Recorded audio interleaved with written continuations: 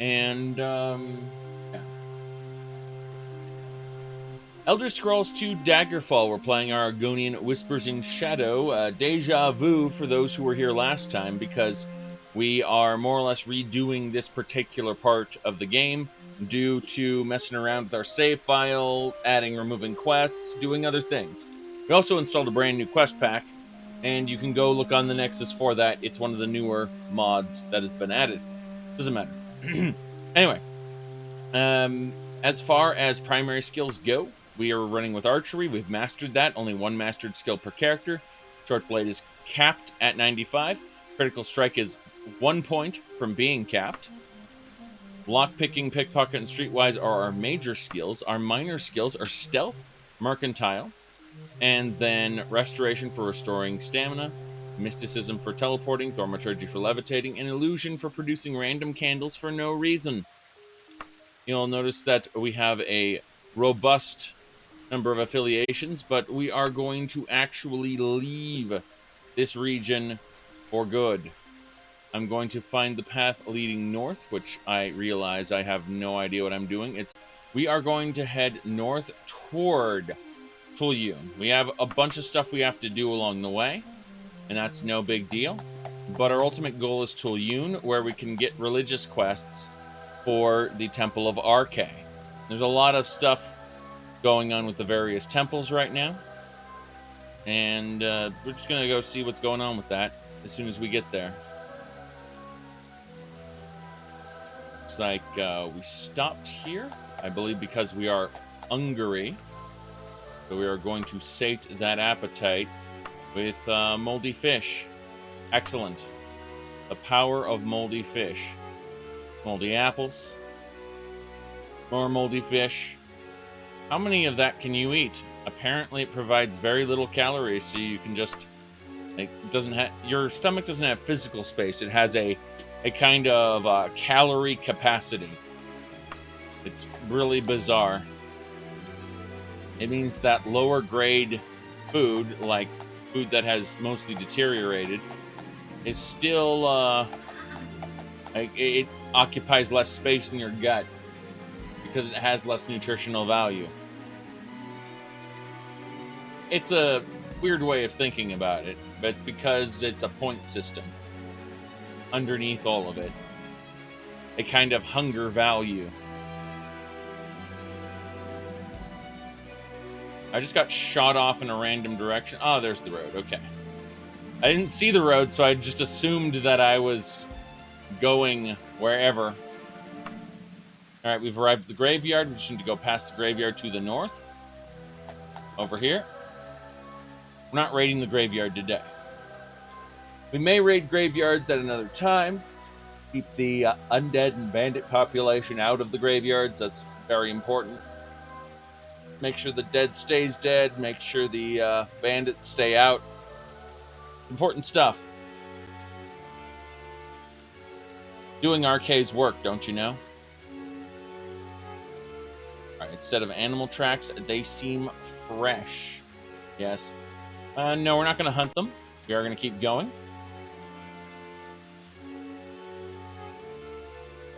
Let's see here. Yeah, apparently, Boogie 2988 has become a Fallout target now. There we go. It is a thing that happened. Yes. Now, as far as where we're going now, we are going to head north to Midwick. Midwick is hopefully the first place we'll be able to get our hands on a temple, but I don't actually think so. Now that I think about it, Midwick is this. Oh, this is the Cat and Feather Inn. Oh, it's just on the way to Midwick. Okay, fine by me. I mean, it's late, it's rainy, it's in general not a good time for anyone. So we're going to hop into the Flying Priest, which I absolutely was in World of Warcraft back during the beta and the quote-unquote vanilla time. Yay. Let's see. You could abuse the crap out of levitation to climb any terrain you wanted and visit all of the out-of-bounds areas. We are going to have a drink. We need some rye liquor. Then we need some stew as well. I suppose I should actually get a room. I have a room now. This room. But we're going to check out this room to talk to this nice lady first. Any news? Everyone knows the Order of the Hour had a grudge against Kairu, but now they're really going at it. Okay, so Akatosh, the Knights of Daggerfall don't like Kairu. That's pretty interesting. Oh well, doesn't matter too much. We're now going to cast Buoyancy, Jumping, Levitation, Light, Orc Strength, and Slow Falling. And then I figure Stamina a few more times. And we asleep. There we go. Very good.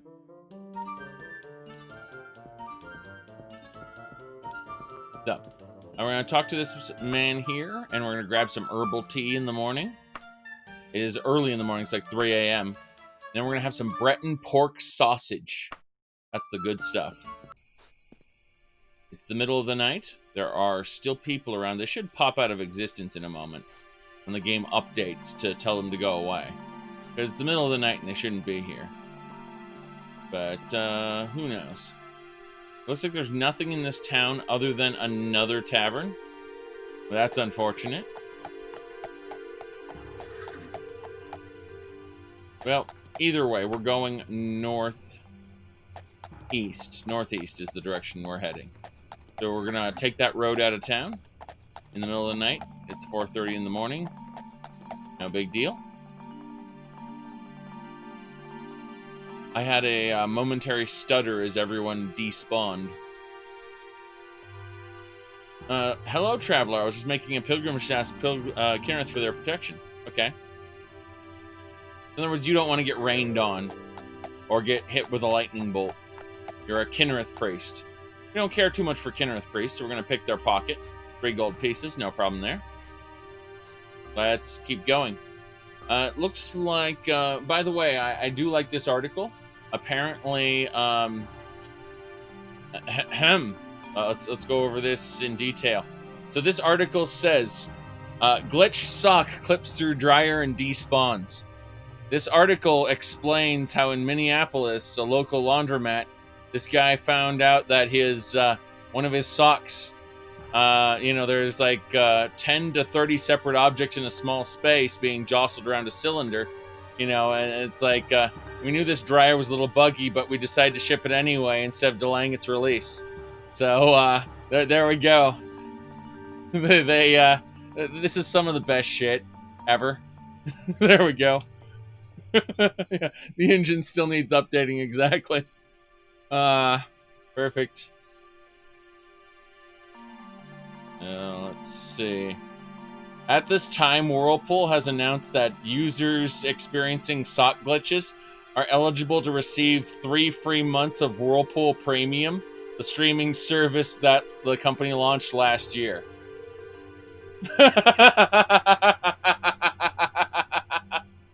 There we go. Okay, we're leaving. How long will the guards try to arrest you?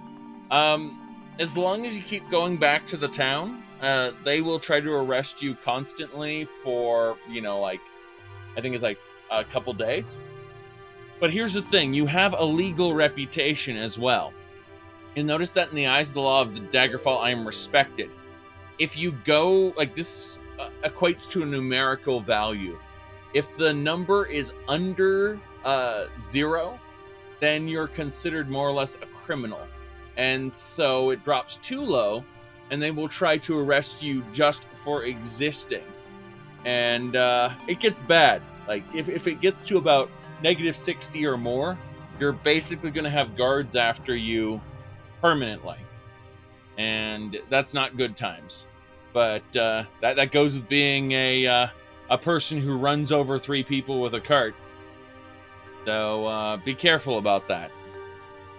You know that sprinting with the wagon was not actually a vanilla feature in the game.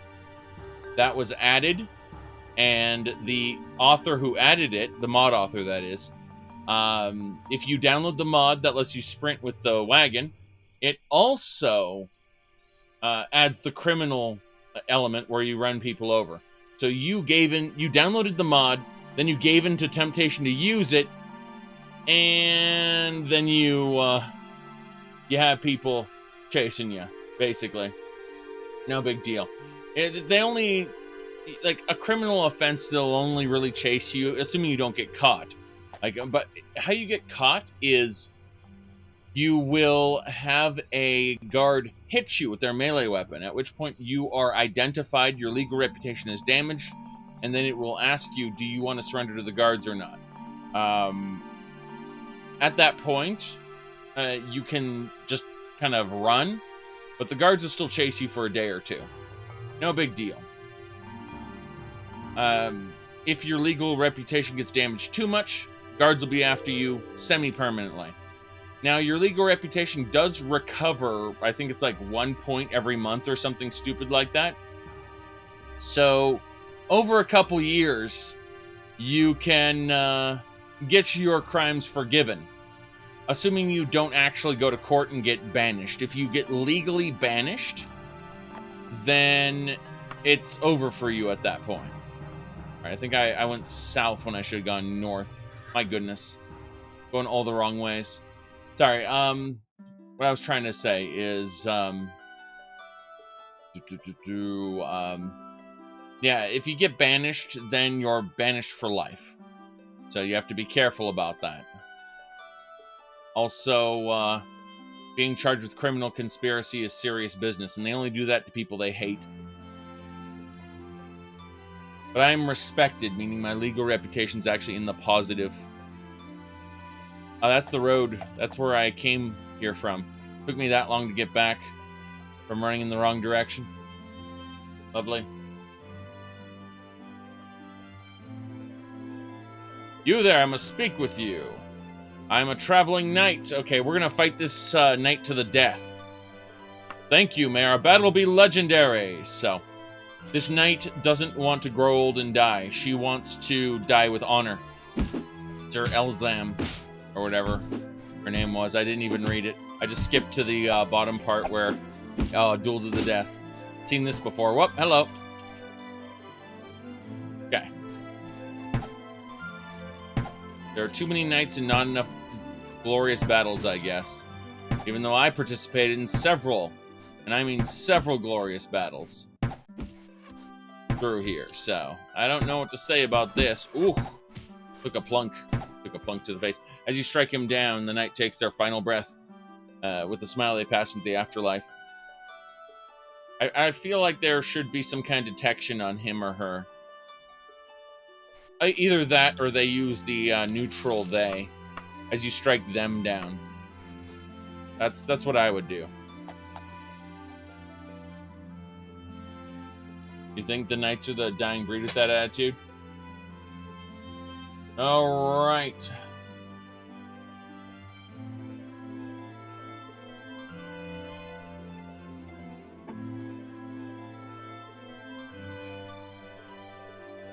Here we go.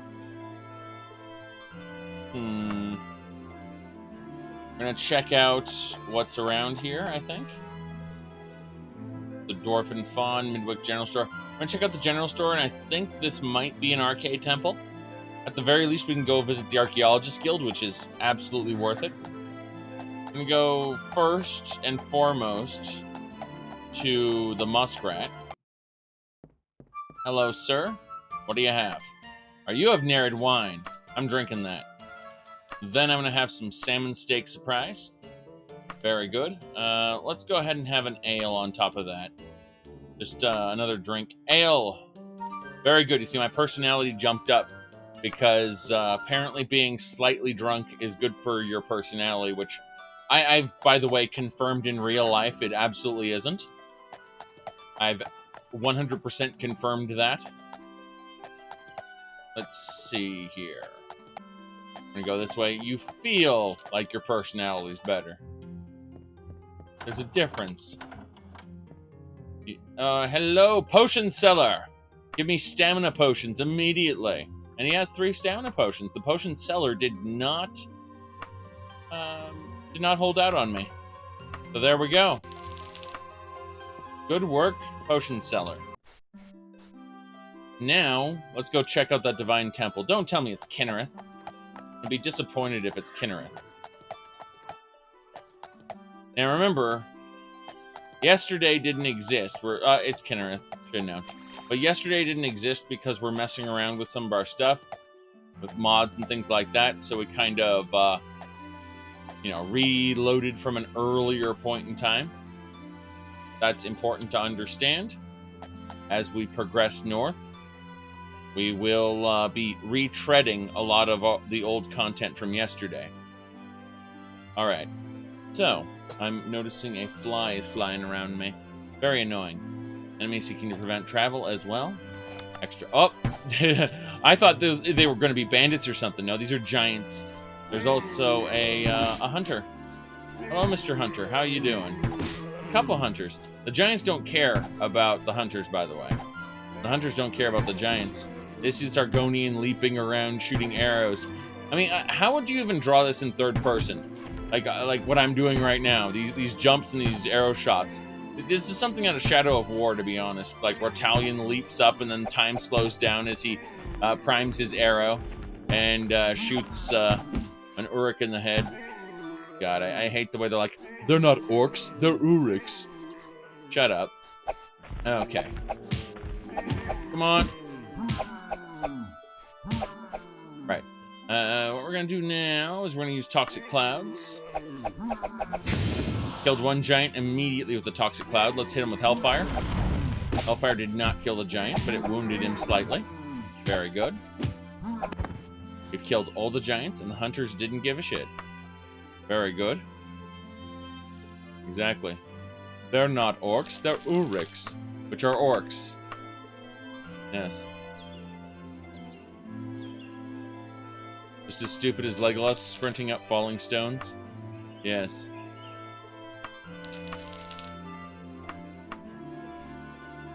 This game doesn't have physics. It has gravity, but there's no relativity connected to it. Alright.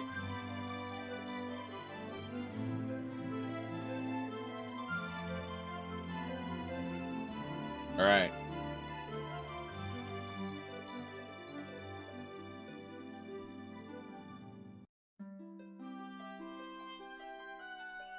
Ooh.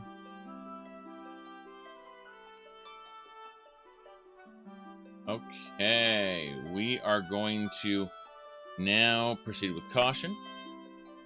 Centaurs. Centaurs are after us. Ha ha.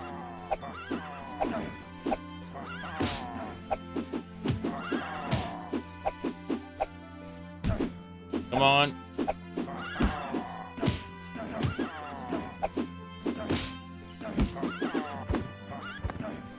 Depends, will the Knight of the Oh, I'm already a member of the Knights of the Candle. Does that count, or is there an extra knightly order we can join? That's the real question. Alright. Looks like we found a laboratory. A map of a laboratory. Interesting. No idea. Let's eat that moldy apple. So, there we go.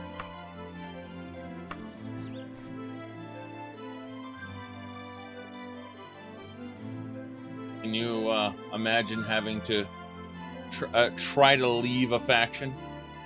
They won't let you. You gotta go north. I'm distracted. Aha.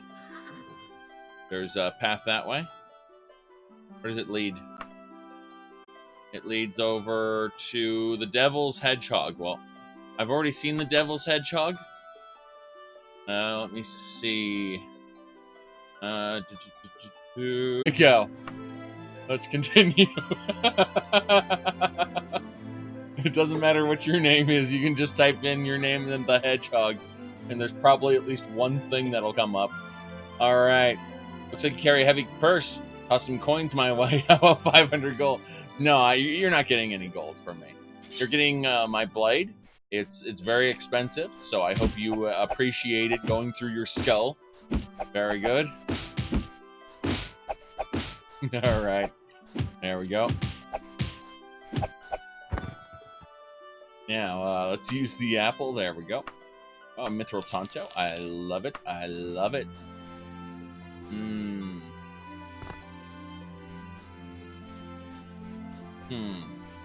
Road. North. Yes.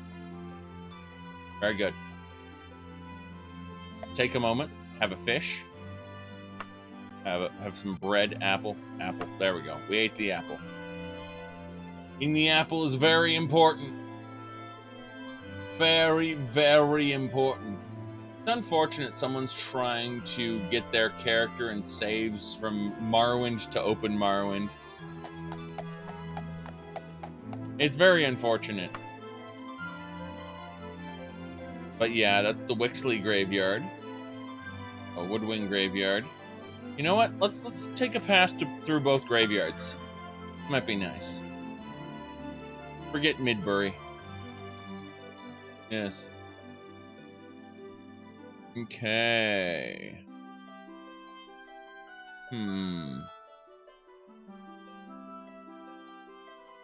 Marvel's Avengers has a lower concurrent player peak on Steam than Deus Ex Mankind Divided. Okay.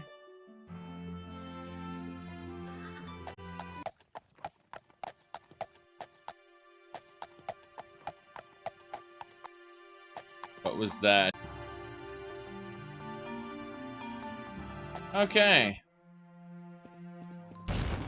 Ow. Hit by a lightning bolt.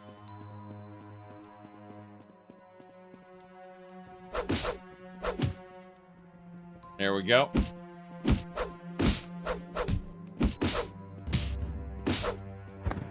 The thief is done. Oh, adamantium archer's axe. I'll take that. Little adamantium axe there. I realized I made a mistake.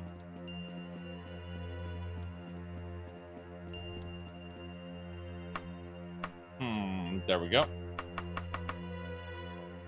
Used. That's almost new. So I'm actually going to equip this used version and put the new one away, leaving the almost new one out. That's good. Put the 2,000 gold away. That's important too. There we go. My carry weight is an issue at times. But with the all the different fire, friendship items, here we go. Unrestrainable ring, Emerald of Sealed Door, Dead Man's Emerald, pulling the locator devices away. That should do it. Let's see. It's the extra potions. You know, I have I can put 10 of those away. But double checking what else. Yes. Put 13 purifications away. 15 staminas away. 5 orc strength. Go. Put the heal trues away. That should do it. Carry weight's a lot better now. Carry weight is a lot better now. Yes. I don't mind superhero games or movies necessarily. I just don't consider them important. And again, I've been less and less impressed by them as they went on. I thought Iron Man... Well, we gotta kill a skeleton. Hold on. I thought Iron Man was a pretty good movie, but I didn't care for the Iron Man character and anything else he was in other than Iron Man. I'm just kind of like, okay, well, there's Iron Man 2. Yeah, but kind of a mockery. Like a very abridged story. Iron Man 2 and 3 are like these abridged mini stories that aren't nearly as impactful. his character doesn't really progress in a meaningful way. He realizes things, but Robert Downey Jr. is Robert Downey Jr. regardless. He's just the same guy. I mean, and when I say the same guy, I mean like the same kind of delivery of all his snappy one-liners. And it's just not very impressive to me. The entire the way Avengers works, where it's a bunch of heroes yapping at each other constantly. And when I say yap, I mean one-liner, then one-liner, then another one-liner. It's just like, stop it already. Have a normal conversation, please. These people are dysfunctional. They can't have normal conversations. Well, damn. That's unfortunate. And then it makes me wish for the simplicity of a cheesy cartoon show instead. Some people may know the cheesy cartoon show I'm talking about. Let me do this here.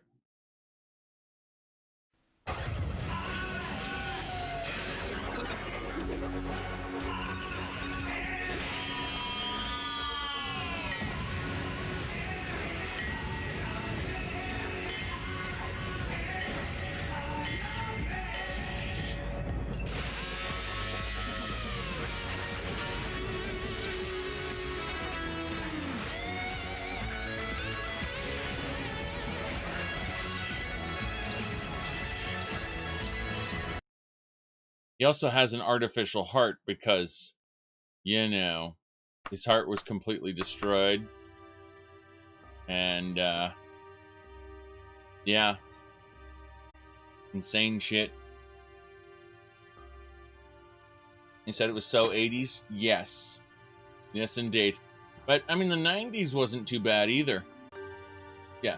I don't know, I really liked the 90s X-Men cartoon, even if it was cheesy and broken at times. It obviously tried to do too many things too quickly and suffered for it as a series. But when we accept that superhero shows and comics are usually really shit, we can forgive those little inconsistencies because it's kind of awesome. Unfortunately, then we get these big blockbusters. These big blockbuster X-Men movies, which aren't nearly as cool and try to be more down-to-earth and realistic in something that has mutants with superpowers. Like, they took the Phoenix, and instead of making it the guardian of the M'Kraan crystal of the Shi'ar Empire in space, it's now just a dark power inside of, Jean. I loved all of the sci-fi space shit in X-Men. Like where Cyclops' father was the space pirate corsair of the Starjammers. And it just all kinds of random shit like that. Okay, either way, Highwayman, we're gonna kill him. Come on. Oh, no. No Fighters Guild agent, thanks. Aha! We're actually gonna run away from this guy. I failed to pacify him and I don't want to fight him. Yes. Here we go, boots. Daedric Battle Axe. We're actually gonna run away from this guy as soon as we finish looting these corpses. All the movie iterations were shit, basically. Did I just get 2 Daedric Battle Axes in a row? Yes, Dwarven. Dwarven, okay. That's fine by me. Eat the bread! Can't eat the bread. We drank the water. Okay. Run! Run, run, run. Down the road. Ow! I got plunked. I successfully avoided an encounter. Very good. We got away. We only got plunked once. You know what would be awesome? If suddenly it goes, you feel bad, and I suddenly fall over dead because I was poisoned by that one arrow. That can happen, by the way. That can absolutely happen. You think, oh, well, we're fine now. Oh, wait, we're not fine at all. Can't really do the Dark Phoenix Saga or Apocalypse in 2 hours. Yes. Correct. Almost like those should have been television series. And then the War Against Magneto would have made a good movie. I would actually argue that you could do Bishop's time travel saga in 2 hours, or maybe 2.5. Hey, Lord of the Rings was like 5 hours. Like Return of the King was like 5 hours long. So can't you do that? I don't know. But think about how you could really fuck with audiences by doing Bishop's time travel saga and having it from multiple perspectives. As Bishop changes something and everyone's like, "What the fuck is going on now?"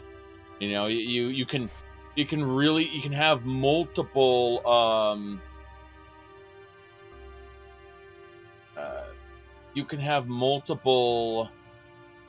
sets and costumes for the same characters. So you know the way Bishop changes time and suddenly everyone's in a post-apocalypse, and then Bishop changes time again and everyone's in a dystopian future ruled by Master Mold, and then Bishop changes time again.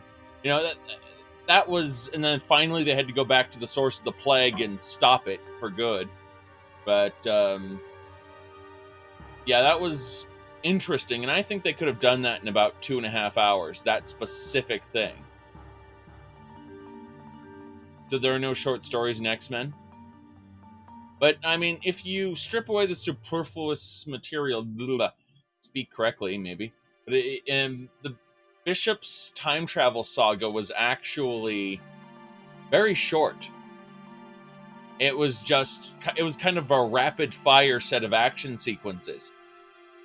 And all with Bishop saying, "No time to explain," while simultaneously making them time travel. Like, "No time to explain, put on these armbands."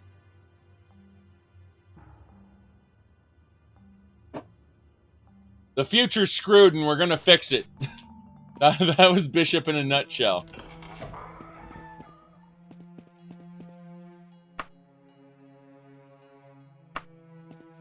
You take off these armbands, you get ripped back to your own time. So don't do that. Alright. Burglar. Ebony sword, salted fish. That's fine. Might confuse the audience. Yeah, studios wouldn't want to do that. It's not the studios that would want to do it or not. It's the producers, the investors. They want something safe and reliable. Me, Hulk, smash. Iron Man, drink and make jokes. Ha ha ha. You know, alcohol... Oh, bat meat. Excellent. I was going to say that alcoholism was Tony Stark's primary weakness as a character. And he was designed that way from the beginning. Okay. The most hated word in PC building and PCMR? What? I would just say teraflops because they're pointless. They're people. Gosh, it has 6 teraflops. Oh, bottleneck? Yes. Here's the thing. Most of the games I play have a software bottleneck. As in, between my Ryzen processor, my 2060 Super, and my 32 gigabytes of RAM, I don't hit a hardware bottleneck. I hit a software bottleneck where the software just kind of chokes and I get bad performance. Unfortunately. It happens in OpenMW modding, it happens in Daggerfall Unity modding. So my limitations are unfortunately software imposed with what I do here. Let's see. Eat a damn fish. No, we're not hungry enough to eat the bread. Damn shame. Damn shame. Put away all the axes and things. Very good. 1,000 gold. But yes, everyone hates bottlenecks. Because unlike consoles where your answer is buy a new console, but buy an upgraded, a better console, with the PC, you can switch out parts. So understanding what your bottleneck is, you replace that part and you expand, the bottleneck, and another item becomes your bottleneck. So if you get a better GPU, then you find out your CPU is your bottleneck. You get a better CPU, your GPU might be your bottleneck, so on and so forth. I have an NVMe SSD, so my my hard drive isn't my bottleneck.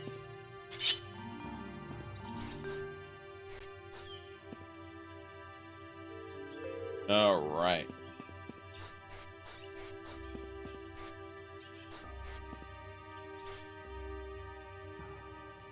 But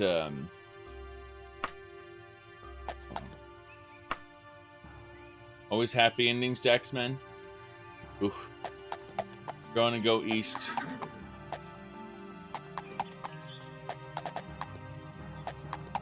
Yes.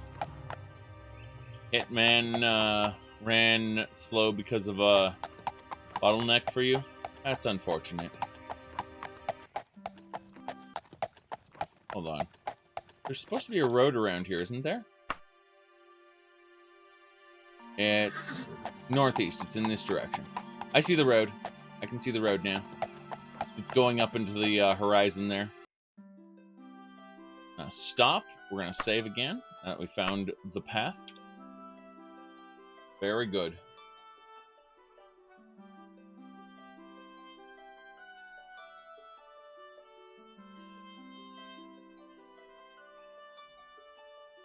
Still asking if they'll start to program games for 8 cores now that consoles have 8 cores? Yes. Yes, they will. Major AAA games will be designed for whatever major console there is, whatever major consoles are around. So, I'm gonna go. I mean, myself, I'm running with a 6-core processor, 12 threads. So the 12 threads, unfortunately, don't usually get used by games. Not all of them, anyway. Okay. We are leaving now. Ooh, did you find that hills and mountains conflict with travel options? No. No. Sometimes travel options will shove you through the ground if you're doing a road. But that's rare. Very, very, very rare. Let's see. Parallel execution programming isn't easy. Many lazy developers won't bother to use it efficiently. Yeah. I mean, I don't have a top-end CPU, yet at 12 threads, it's working just fine. I'm not really having any issues with the games I play. Now, other people may say otherwise, but I'm playing Daggerfall, Morrowind. I mean, let's actually, just for a moment, pan down here. Hold on, I say pan down there, but I need to actually put a pin in a couple things. There we go. As I was saying, pan down here. Like, I'm looking at the Bethesda suite. I'm looking at Warframe, Path of Exile, Elder Scrolls Online, Sea of Thieves, No Man's Sky, Elite Dangerous. Elite Dangerous can run on my $100 Walmart laptop, which is like 6 years old at this point. And Elite Dangerous runs just fine on it. Unreal Tournament 2004. Various flavors of Doom. Left 4 Dead 2. Dark Places Engine Quake. Bloodstained Ritual of the Night. A bunch of 2D side-scrolling platformers. Shadow of War, Fate Extella, Earth Defense Force, Starbound Terraria, Stardew Valley. I mean, yeah, exactly. So, my point is that my games don't need a high-end processor, nor do they need high-end graphics. The main reason I have a 2060 Super is to take advantage of NVENC, the new encoder so that I'm able to offload all of my processing from the live streams from the CPU to this little module on the GPU. And that's how I do my live streams. I use NVENC as the encoding device. And yeah, it's just, that's kind of exclusive to NVIDIA, the quote-unquote RTX series. NVENC was around for earlier, earlier graphics cards, but it was the old NVENC. You have to understand that NVENC and the new NVENC are like night and day. So you're basically getting almost, and yeah, there are some people who will flip their shit when I say this. It's like, it's not the same, but you get almost CPU quality with NVENC now, with the new NVENC, but it only works with the RTX cards in forward. It's a new, God damn it. I was on the top of my head. I had a word for it. I don't know. It only works with the newer cards. So the older cards, the, what do you call it? The, say the 980, I have a 980 Ti, and that ran regular NVENC, which didn't have the best quality. Ooh. Said, why don't use, 264, yes. Oh my god. Either way. Going to continue here. I had to click a few things. 2, 3, and there. Alright, we are here. It's kind of late afternoon. The Lucky Pit. I think we can go further than this. I'm looking at where we are right now. I'm getting distracted by many a thing. So I'm noticing that we could probably head on over here. No, we won't get there in time. Eastwick is how far away? Find out. It's 5 hours away. We're not getting there today. We might as well just take a nap in this tavern. We're gonna talk to this man. Hello, sir. Any news? Brother knows someone whose sister slept with a man who saw the legendary Sword of Heroes. My goodness. Well, we'll have to get that eventually, because apparently someone slept with a man, and that's all you need to know. Okay, let's have some mystery sausage. Very good. Then we'll talk with this flautist. And any news? Vampires are not just mindless monsters. The clans meet in secret and plot to control all of mankind. All right, what we need to do is we need to take this, and I'm going to take his face really quick, and we need to replace him with Alex Jones, I believe. So,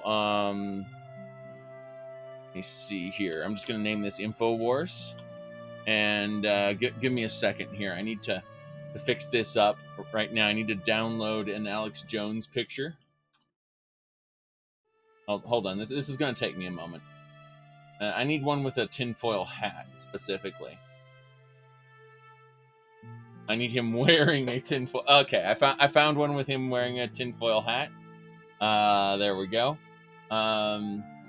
See, there's so many to choose from. I mean, I'm looking at this right now, and there are quite a few to choose from here. Yeah, this one's tempting. This one is very tempting. But we're looking at this. This might work. Let's see here. Hold on. I'm just debating. That one. There we go. What are you doing? What are you doing exactly? What do you mean? Like, don't you see that this is its own end? Like, if you're looking for some sort of extra goal beyond that, I'm afraid you're You're gravely mistaken. So cast all the spells, so it should be free action, jumping, buoyancy, stamina. Very good. I've not rented a room here, which I understand I need to do. Hello, sir. We need a room for the night. That room. Yes. Let's see. Yeah, did you know, by the way, that according to Top Hat Gaming Man, they actually turned the freaking frogs gay? Yeah?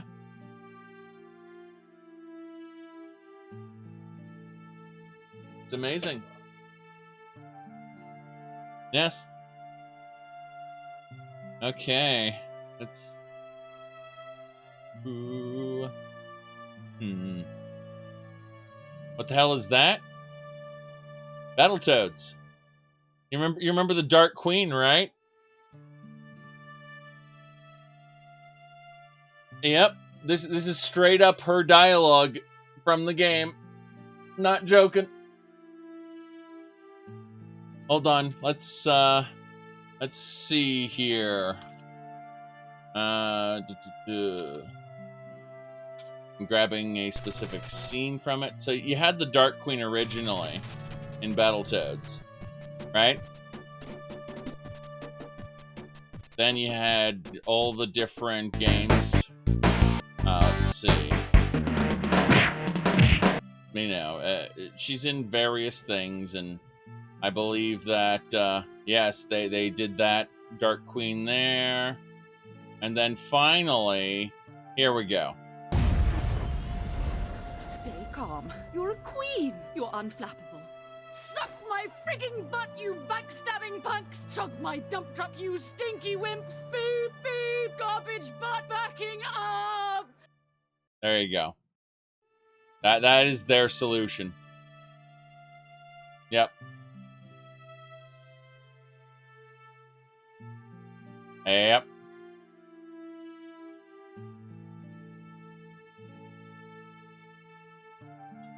Okay. So, let's get going. It is raining. Yes. It's midnight. Time to go out in the rain, in the night, and continue here. So yes.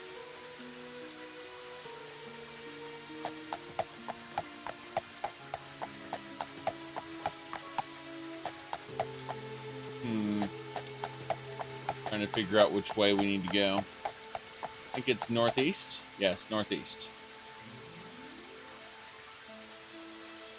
Right. Enemies seeking to prevent my travel in the middle of the night. They're harpies and giants. Harpies and giants. Did the giant have to pet harpy? Oh god, there are more giants. Okay, here we go. Hit them all with toxin. And hellfire. Good, we managed to kill all the harpies. Now only the giants are left. Backing up, and we need to go ahead and hit it with lightning bolt. Wait, there we go. That's shocking. That's Scarab of Lightning. Keep going, Scarab of Lightning. Not working out that well. There we go. Okay.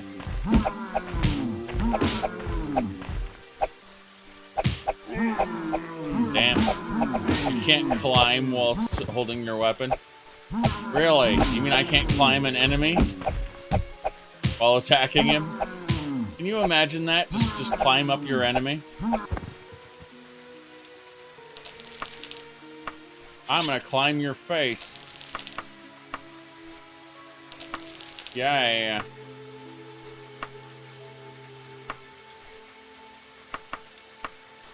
This way. We are continuing northeast.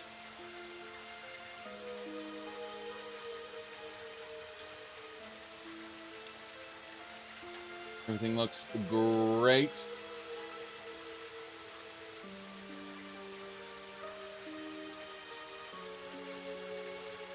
We've arrived at a temple of sorts. A sage monument. Huh. Okay. Hello, sir. Good to see you, Whispers in Shadow. Okay, so Hephaestus is out to get Mara. They don't like each other anymore. That's good to know. An entire region has turned its back on the Mara religion. Love will not, well, I guess love still exists, but the religion of love, well, I assume that they're just hippies. The people just turned against the hippies, more or less. All right, let's see what else we got here.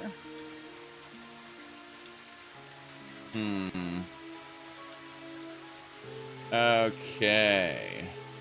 Let me really quick just pull in another one of these. Very good. Let's see what else. Oh yeah, there's the Call of Duty as well. There we go. Anything else? I don't think so. But yeah. Okay. Yeah, Zhakaron did this one. But we all know that, who shot first? That's the question. I think it was Boogie. Let's see. And then, of course, the spy.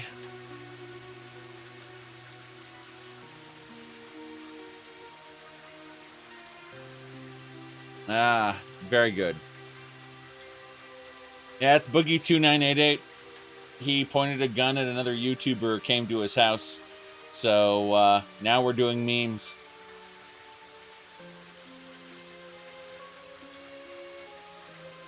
Okay. Did you see a deer run by here? Lost the blood trail. Oh, hunters, don't care. Leaving. Yes, it was recent, but, I mean... There's a criminal investigation because he apparently fired a warning shot. For us, it's just memes.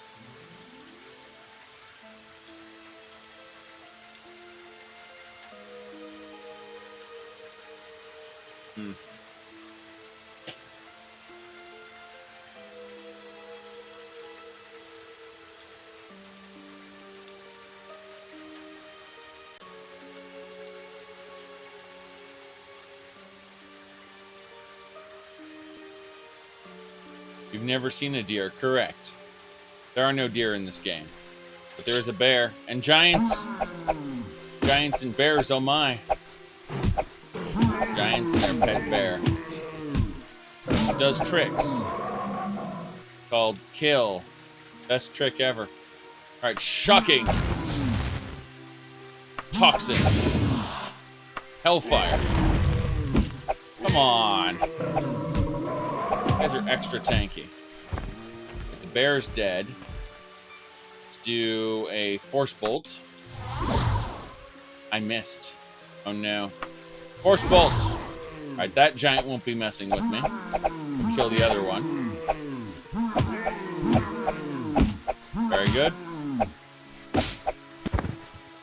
Alright, this giant is paralyzed, so we'll stab him in the back until he dies. That may take some hits. There we go. Mate. Very good.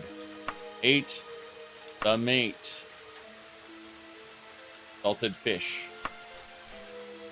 Bear mate. Let's continue. Northwest. Is it northwest? No. You know what? Screw it. We're going directly across to Gothway Garden. We're going cross-country. It's going to take us 45 minutes.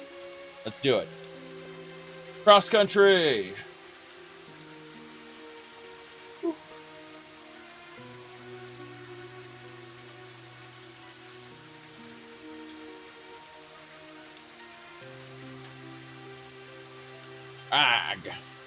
Hang in there. Not just a group of people. They're soldiers. They are wounded. Shame about that. I can't heal them or anything. There's no function for that yet. So, well, too bad.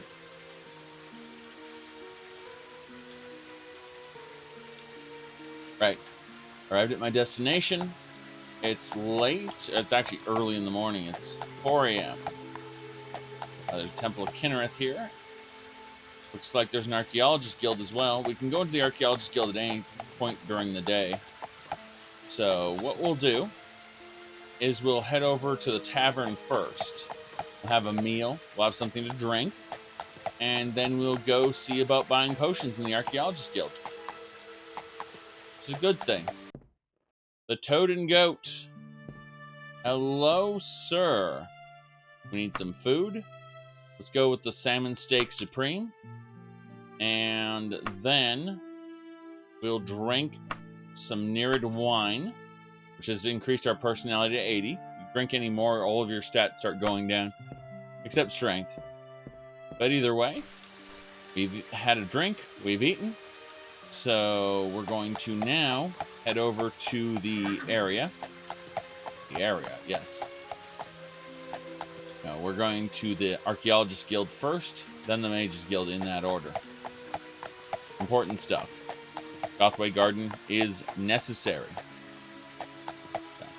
I am, however, going to turn down the sound a little bit. There we go. I went past the Archaeologist Guild. There it is. Should be the annex. Walk in here. Say, potion seller. Sell me some stamina potions. And he has 3. Very good. That should do it. 2,000 gold, and I have the potions I want. The potion seller has been on point the last few times I've come here. Happy about that. Resolution of Zen. I don't worship Zenithar. Let's head over to the Mages Guild and see if we can buy some magic items. Everyone loves magic items. Apparently the Mages Guild is not open yet. Well, that's unfortunate. They open later in the day. It means I should probably take a nap. Wake up when they're ready to go. Alternatively, I should head over to a shop and try to burglarize it. I mean, find out when it opens. I failed to lockpick those doors, unfortunately. Well, go south. There should be 3 stores over here we can check out. One there, one here, and one there. I managed to break into this one. I have a half hour before the owner shows up, so I need to take that Daedric Saber and all the books right away. We can eat a fish right off the rack if we want. Why not? There we go. Dwarven flail. Some bandages. Apple. More books. What else? Short bow. Let's check upstairs. We have a very short amount of time before he shows up. Daedric Dagger and a Daedric Tonto. Excellent. Very good. Very, very, very good. So we're going to hold on to this brand new Daedric Dagger. Everything else gets put in our wagon. Can you imagine just seeing someone carting stuff out to a wagon in front of a store early in the morning with the lock showing signs have been forced? Argonians robbing stores? Never happens. Never happens. We're going to go back to the Toad and Goat. We're going to get ourselves some broken, not burglarized. Oh my. Alright, hello sir, room for the night. Yes.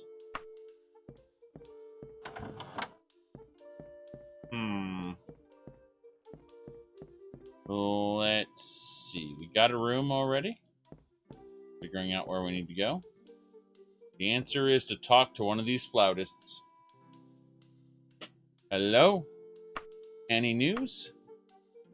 Mara and Akatosh have just allied. Alright. Huyun and Bettany just severed their alliance. Well. Well.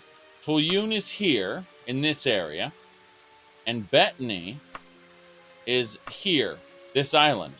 So they've just severed their alliance. I'm wondering what their alliance was all about, because they'd have to actually travel there physically. That would be a pain in the ass. Like they'd have to go by ship. This is a bay. I mean, they could just take ships across back and forth, but Daggerfall's in the middle, and they don't like either of them. The War of Bettany was serious business. All right. Let's keep going.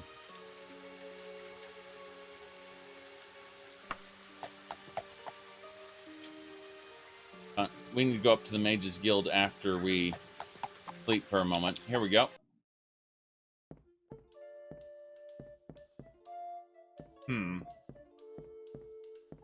Over here. Hello there. I have a few hours to kill. Maybe you can help me out. I have a pet bear that needs to go for a walk, but I sprained my ankle. I'm not going to walk your pet bear. But he's tame!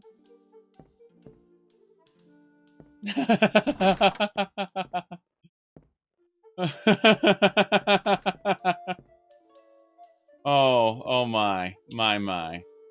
Let's see. She's in need of an escort. I seem to have taken an illness. You need to get to Oxwick. I'm not taking you to Oxwick. Sorry. I mean, good luck, though. I must travel on my own. Yes, you must. Let's talk to the person in here. A priestess. I love those outfits. Let's talk. She needs an escort. Same quest. Well, you two travel together. It's fine. Do you hate each other and you've taken the same illness because of reasons? Hello, sir. Any news? Tigonus and the Royal Guards have patched up their differences. Very good. Goodbye. I guess I'm sleeping in here now.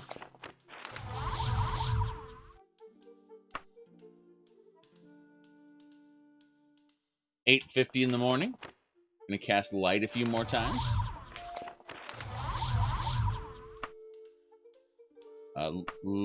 Rest until fully healed. It's just past noon. Yes, I will have to travel on my own. You'd think a temple priestess would be able to have their disease cured, but hey. Let's go ahead and have some peacock pie and some mint tea. All right, let's go over to the Mages Guild.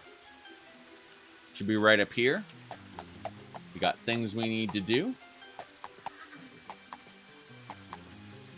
Hopefully we don't smack into any peasants while we're going. That was a problem before. Hello, sir. He's a sad man. Which means up here we got magic item vendor. What do we got? Sash of Lightning. Steel Torgo's dagger. Oh god, this dagger will attack super fast and then will break really quickly. I'm just gonna buy it for shits and giggles. Holy Water of Wildfire. Nice. Wizard's Fire. Formal Cloak of Magicka, very good. And, should do it. Yes. This dagger just attacks really fast. That's its purpose.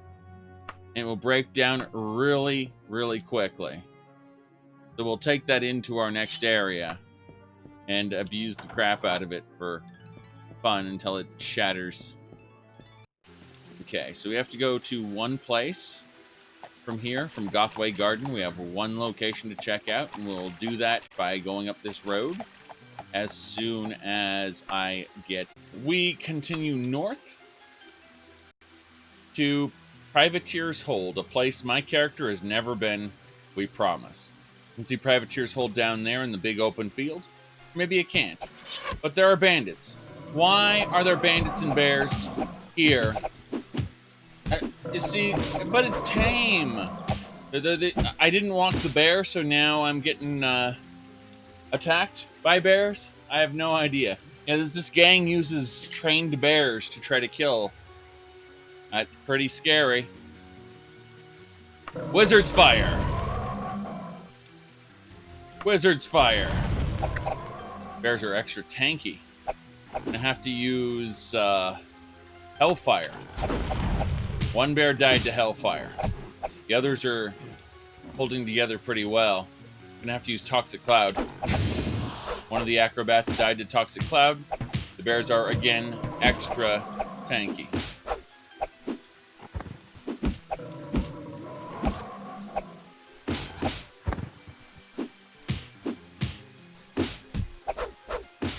Someone asked, thinking about installing Oblivion again, what's the mod manager you should use?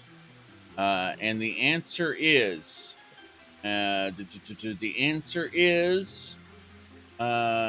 MO2 plus TES mod manager. Yes.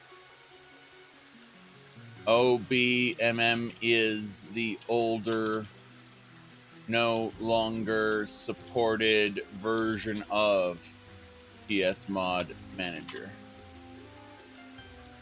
Yes. Very good. So, PS mod manager only to open OMod file archives or install mods with a OMod conversion data table. That's it. Okay. Yep. Right. Gotta kill bandits.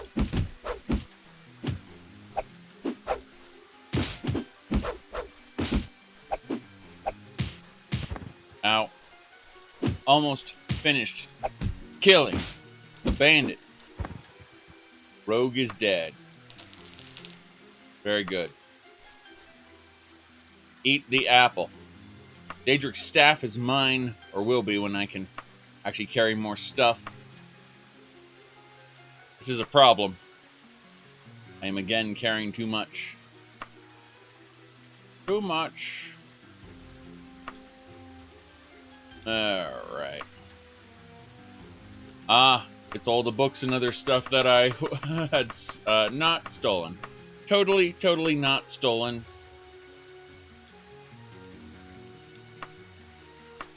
Alright. Now I can loot the Daedric staff. Damn right. Bear meat. Wait, there's even more bear meat? Yes. Seems like this new version drops less bear meat now.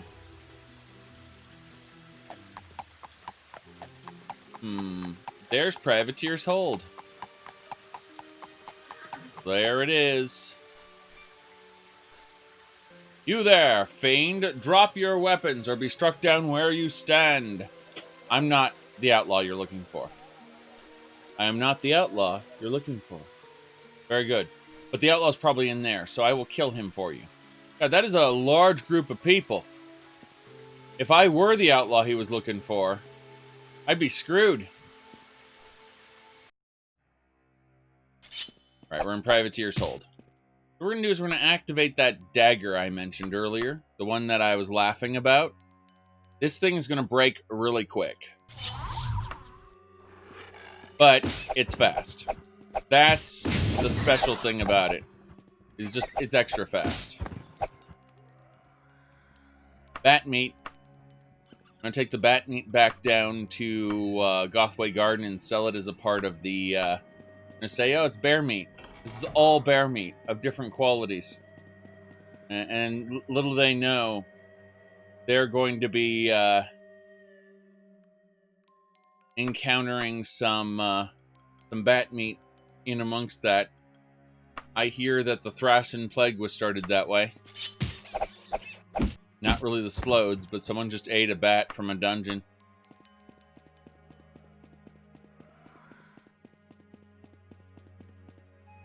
All right.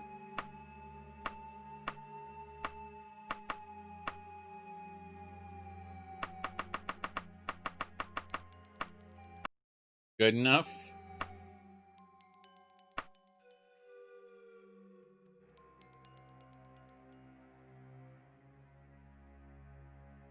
Hold on a second.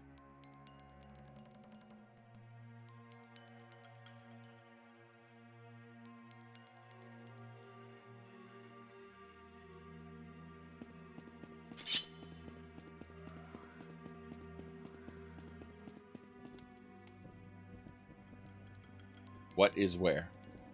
Here. What do we have?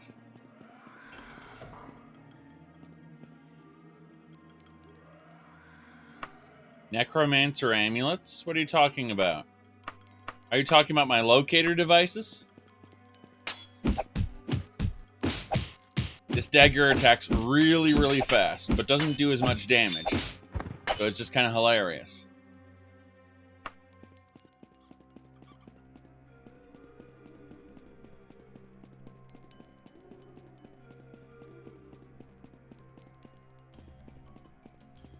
Well, here we go. And some gold pieces. Yes, this dagger is stupid. It will break very quickly and disappear forever. Unlike normal daggers that you can repair.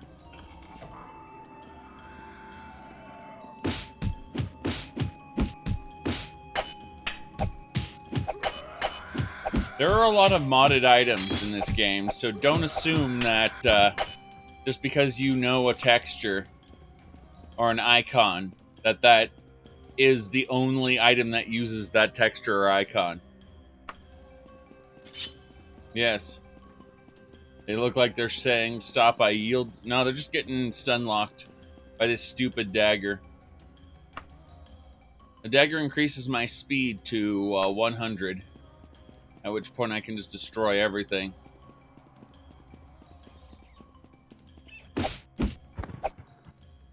Rat meat. I turn that into Gothway Garden along with all our bear meat and say we have the highest quality goods. Don't you want to sell them in town so that your fellow villagers can eat? Well, not only rat meat, but also... Oh, God, I'm paralyzed. Nearly dead, heal true.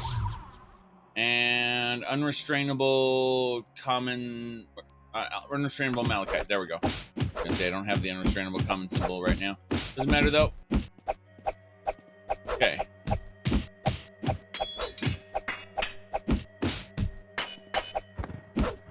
All right.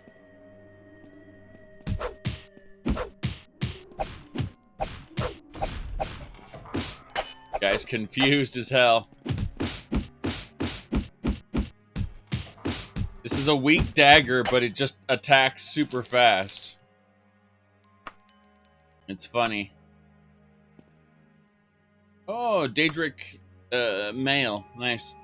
So in the vanilla game, if you choose to have forbidden armor plate, then you're screwed at that point. You can only use this stuff called mail, which it only there's only one type of mail, and it's mail. However, with the roleplay and immersion mod, you can get different types of mail, which are lower quality than the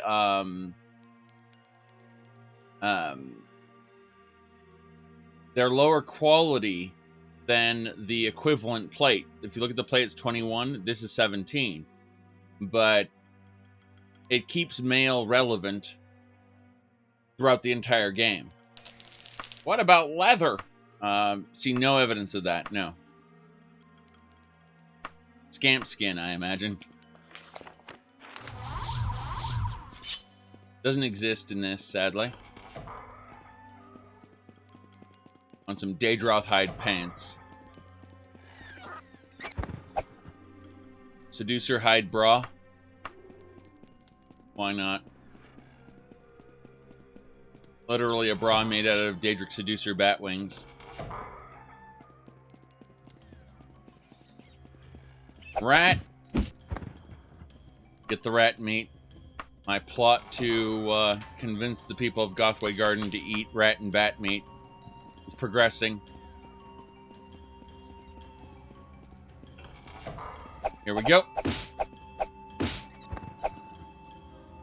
Birth and death. Birth and death. It is the cycle of things. I am exterminating the undead who exist outside that cycle. Daedric Archer's Axe. Is there an orc in this room? Oh boy, there's an orc in this room. Backstab. Yep, stun lock backstab. No problem. We're just going back to Privateer's Hold. Not really back to it, because this character was, how do I best put this? Not available to go to Privateer's Hold. Indeed, he went to, yes, exactly.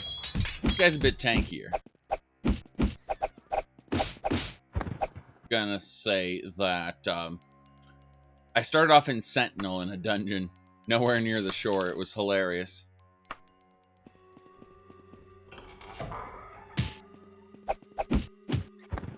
Would you say that No Man's Sky's procedural generation is better than Daggerfall? It's certainly more complex than Daggerfall on many, many levels. Daggerfall's procedural generation is simply what the time allowed.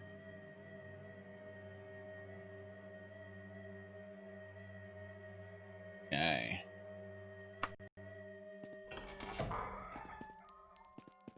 Nothing there.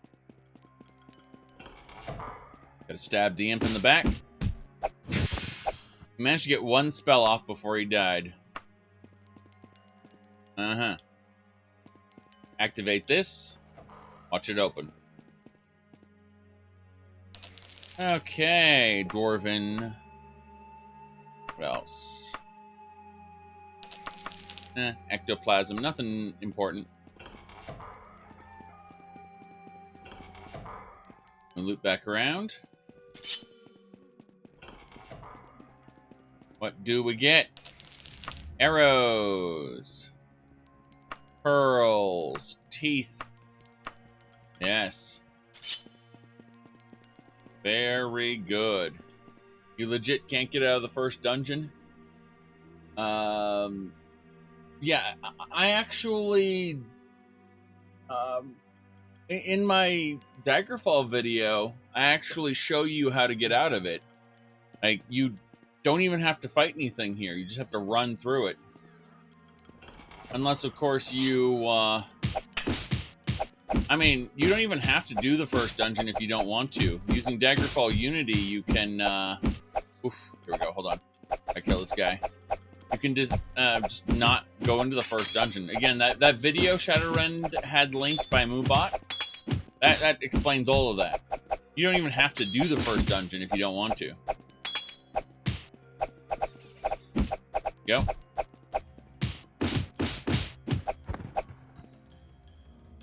Yep. Ooh. Loot and clear. Oh god, you won't like Daggerfall. Daggerfall has colossal dungeons that have randomized enemies. Oh, here we go. Backstab the bat there. The bat was designed to rush you if you're coming from the main area there. Here we go.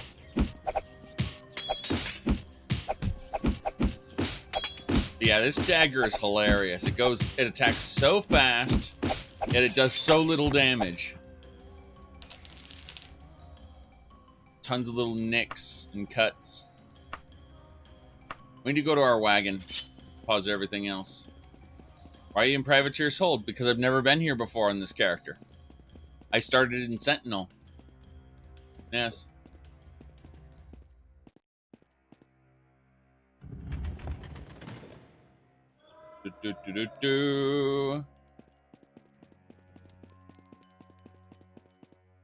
Lantern flickers and dies. No lantern for us, I'm afraid. Go back to the entrance here and deposit all this stuff in the wagon. Figure out what we'll do with that. Yeah, we'll put everything away at the moment. Figure things out. All that bear and rat meat that needs to be processed later. Don't worry about any of it. Be viable to keep that dagger, the dagger of run fast. I mean, it's going to break. Just having it equipped is draining its condition. So it will eventually just break. I figure I'm going to abuse the crap out of it while it's here and just kind of poke at everything in Privateer's Hold. Alright, hold on. Ooh. Like, magic items, while being affected by them, drain their condition over time. So if you want to sleep, you want to unequip the item before you sleep. Stuff like that. However, initially equipping an item actually has a durability cost because the spell is activating. So it's the casting cost and then the upkeep cost, basically. It periodically recasts the spell invisibly. Alright. Go ahead and shove this oil in the lantern. Go find the other oil. There's the other oil. Fill up the lantern. Grab 3 more oils. And that should do it. We should be good to go now. We'll turn on our lantern, or put our lantern away because we're smart. There we go. Turn on the lantern. We are actually quite hurt. So we're going to use a healing potion. Then save the game. And we're going to finish clearing out Privateer's Hold. Because we can. That's really the only reason we're doing it, is because we can. I enjoy it. Cleared out most of the dungeon already. Mildly concerned I might get poisoned and instantly killed, which can happen. Ah! Once part of a sandwich, a piece of meat in his pocket. Well, my goodness. That an innuendo? Okay, Daedric hammer there. Very good. Eat the fish. Can't eat the fish. Yeah, that's fine. Let's leave. Dive down to the bottom level. We've killed the one enemy. One in that section here. And we wanted to loot these items. Unfortunately, we didn't have enough carry capacity available to deal with those. So we looked at the Elven Claymore. We were just generally sad. But we did it. We took care of it. Next should be our rat. There it is. It was looking at the wall for some reason. We got the rat meat. Next is a bat. Bat meat. An imp. That imp was a dodgy sort of imp. I mean, your hit chance increases with higher material, which is insane. It's part of the game as well.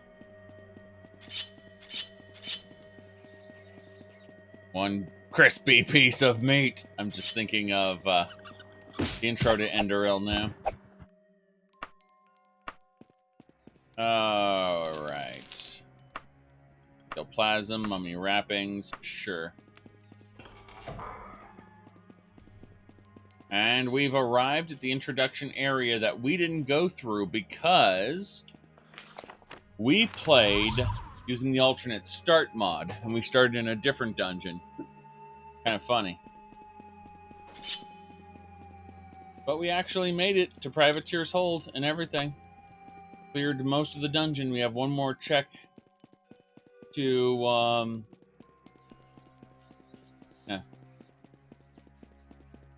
The intro to Enderall is nuts? Yes, it is. Yes, it is.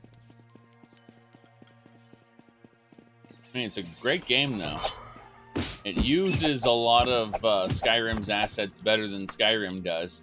I'm just not a huge fan of the skill system.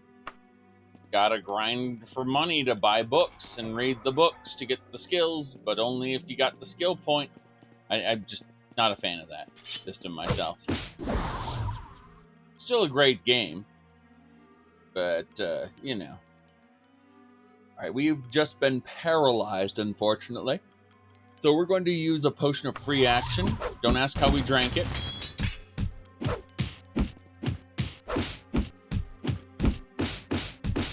We are taking damage, actually. She's kicking our ass. Damn. Eat the apple. Take the meat. Sure, that's bat meat she collected in the dungeon. Okay. Let's use our bandages and become a mummy. We use 20 bandages immediately.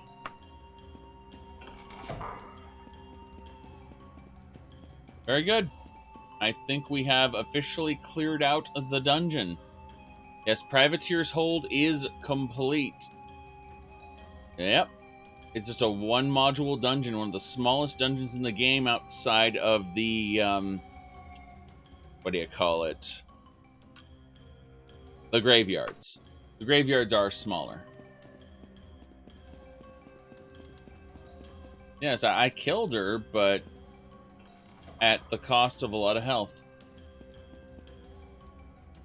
Heard a door open. I'm pretty sure there are no more doors to open. As in, I've opened them all. Oh well, doesn't matter. Probably just a random sound effect trying to piss me off. I mean the wall. There we go.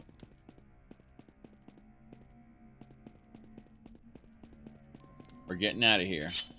Unequip this dagger before it breaks. It's at slightly used condition. Kind of funny. Equip this useless dagger that's going to break in like 2 hits. Well, we'll go back to Gothway Garden and sell all our bat meat along with the bear meat. Just kind of sell it in one big package and tell them, hey, oh yeah, all these guys, they were waiting for the outlaw. All the outlaws are dead. You can all go home. Don't worry about it, guys. They're all dead. Have a look at the shore. And you can barely see the ocean here. That's all ocean out there. It's just because of the rain you can barely see it. That's unfortunate.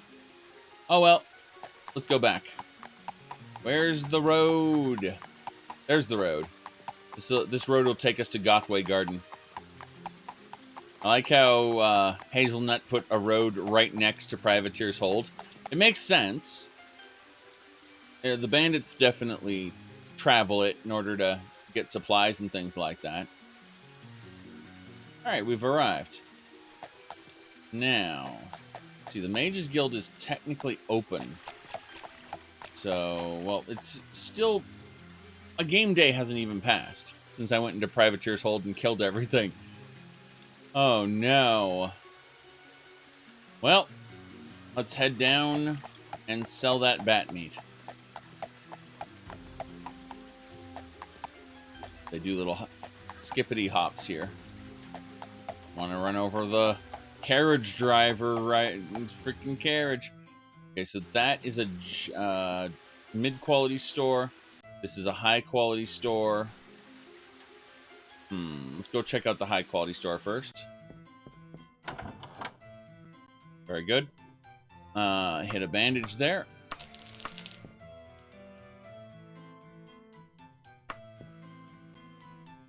Arrow there. Now we have to figure out what else.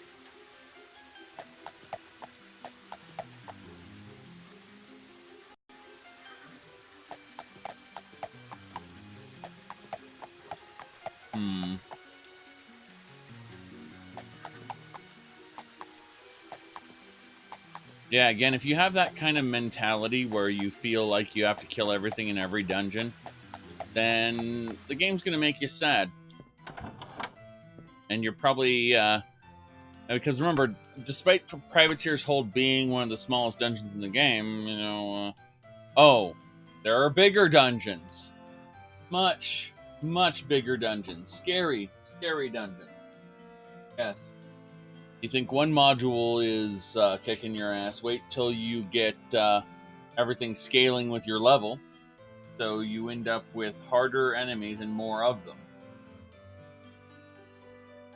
What? 3 Daedra Lords and a Daedric Seducer and a Daedroth all trying to kill you? That's possible. Happen. Anyway, we are going to buy those arrows. That's fine. Bandages, arrows, bobbers. Hoping for a better shop than this.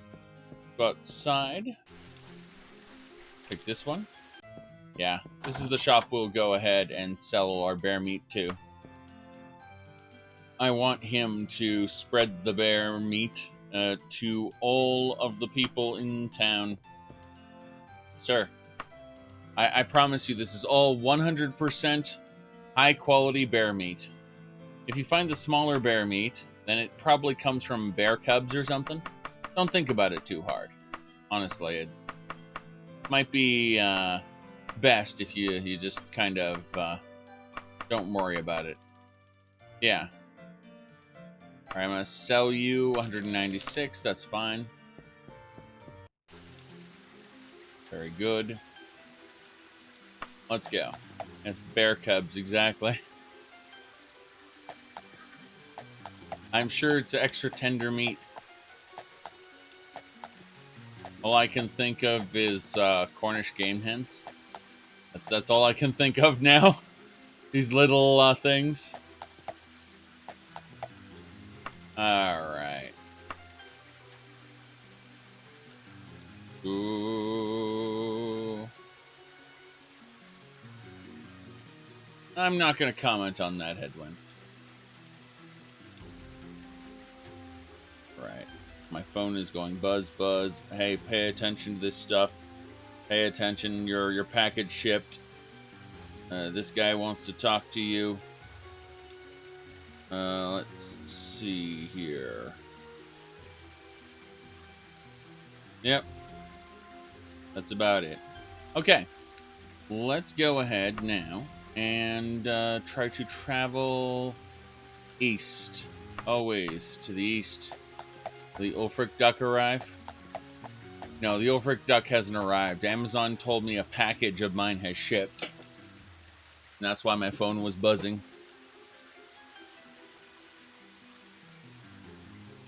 Wait a second. How far south do I need to go? The answer is you don't need to go south at all, you idiot. You're going the wrong way. My bad. Alright, we're going to actually take a nap in Gothway Garden. Hopefully they don't serve me the bear meat. I can't imagine in under an hour the meat has been distributed. So we'll go ahead and go to the Toad and Goat and get some high quality food. Hello, sir. Food first. Give me that salmon. Salmon and bear are very different meat, so you can tell the difference. I need some narrowed wine. Very, very good. Okay, upstairs we go. Hello there. Any news? The Binders of RK. And, oh, Mara and RK just entered into an alliance. Meaning I should probably be less angry at Mara worshippers now. They just allied. Okay. Priestess was trying to wave me in there. I'm like, no thank you. I think your outfit looks very pretty. And I'm sure you can do your Debella stuff somewhere else. Alright. Let's rest for a bit. Not good enough. Backstabbing, dodging, critical strike, very good. Still well rested. Right. We are going to now cast Buoyancy. Jumping, levitate, light, orc strength, slow falling, balm, stamina, and some more buoyancy. Did we even rent a room here? Yes, we did. We did.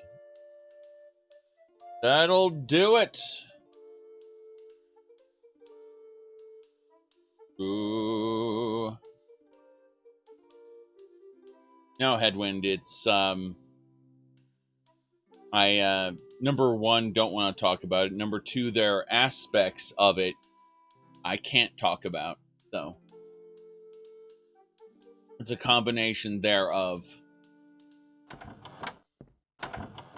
Like, how do you qualify certain statements, or how do you, you know, basically you have to admit certain details, and the whole conversation just wouldn't be worth having right now.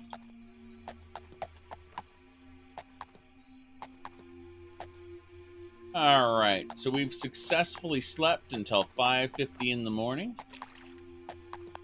We are going to actually eat these fish now. The fish? Can't eat the fish. Remove the fish from the inventory immediately. It is trash. Is there anything else I can have while I'm here, or am I just going to have to wander out into the wilderness and die? Well, actually, in a few minutes, we need to head into one of these stores and buy something to eat. Yes.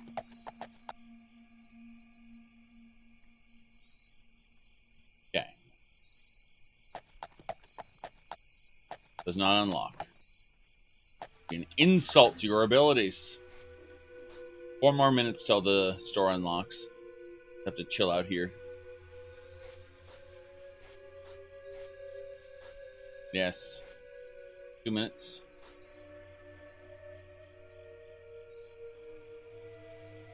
One minute. I'm in. Hello, sir. I'd like to sell to you all this stuff which is definitely not stolen. I'm guaranteeing to you that this stuff is not stolen. Do people usually just announce that randomly without being prompted?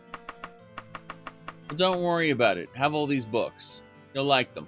Really. Alright. Now we need to sell Daedric Warhammer, Archer's Axe, Mithril Shortbow, Daedric Flail. Very good, very good. What DF build do I recommend with my mod loadout? My mod loadout will only work, my current one right now, the newest loadout that's on my site, will only work with version 26.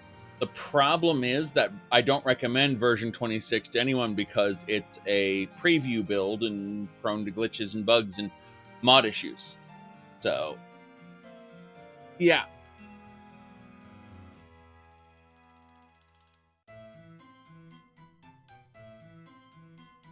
Alright.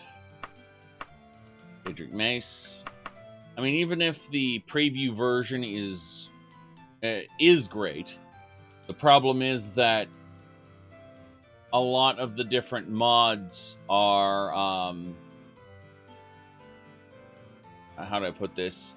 Not necessarily, like, older mods aren't necessarily compatible with the newer version, and likewise, there are newer versions of mods that are only compatible with the newer version. That's because they, in version 26 and 25, they changed the way mods work, gave modders more freedom to manipulate more parts of the game, and in doing so had to rework some things, breaking a lot of old mods and their functionality. So, you know, older mods might not work the way you expect them to, and such. That's why I don't recommend the preview build or the mods for the preview build to anyone at the moment, even though I'm using the preview build right now. Let's see. How are the mods going? Any more problems? You haven't tagged me, so you're guessing not. I was gonna say that I know you updated the hunger mod, and by the way, let me do this right now. Hold on.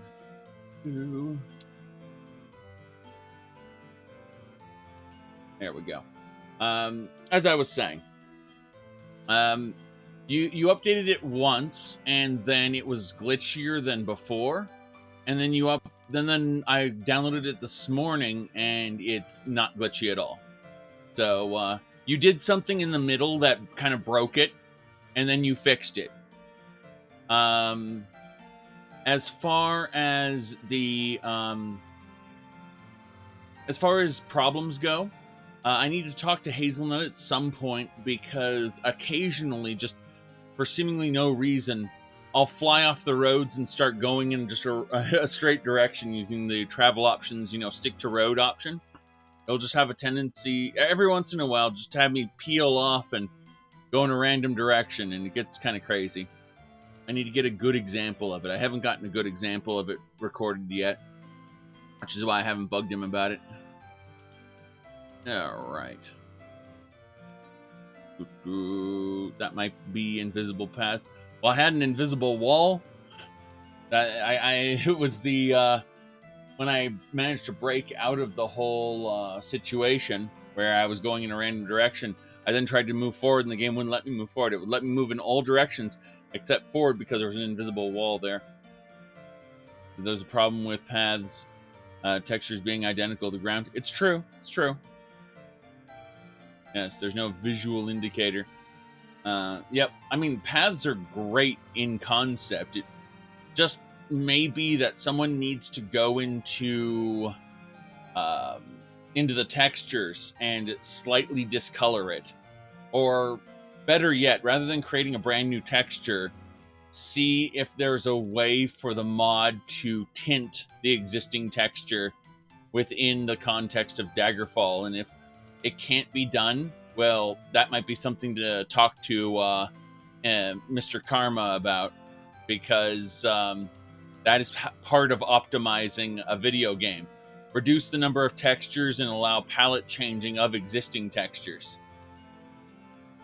That way you don't have a separate texture file for every palette change. Okay. Let's see here. Foley's minor mods. We'll try it. If you could send it to me on Discord, that would be great. And we'll have a look at it in a while. I don't want to change mods mid play on stream now. Alright, Daedric Warhammer, Elven Claymore, Daedric Tonto. Just getting rid of all the things that are not Daedric daggers at the moment. Or, the other weapons I potentially use. Alright, this should do it. Let's sell. So he's going to give me 194,000 gold. Yes. Just a heads up. Yeah, you were smart not to paste links into Twitch chat, because my bot would have nuked you before I gave you VIP, which I just did. You have to be a subscriber, moderator, or VIP. Do links, but the bot will actually let you post links now. However, I won't get to them today, or should I say at this hour. So that's why sending them to me in a private message on Discord is the best way. That way I can get to it later when I'm done streaming. Okay. We just got our letter of credit. Perfect. Let me see here. I'll buy some fish. Salted fish are great. Let's buy that orange as well.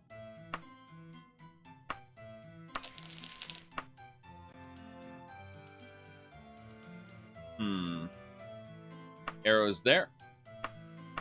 Bandage. Yeah, Warframe is my primary, quote-unquote, turn my brain off game. Although I tend to do that with Elite Dangerous as well, depending on how I feel.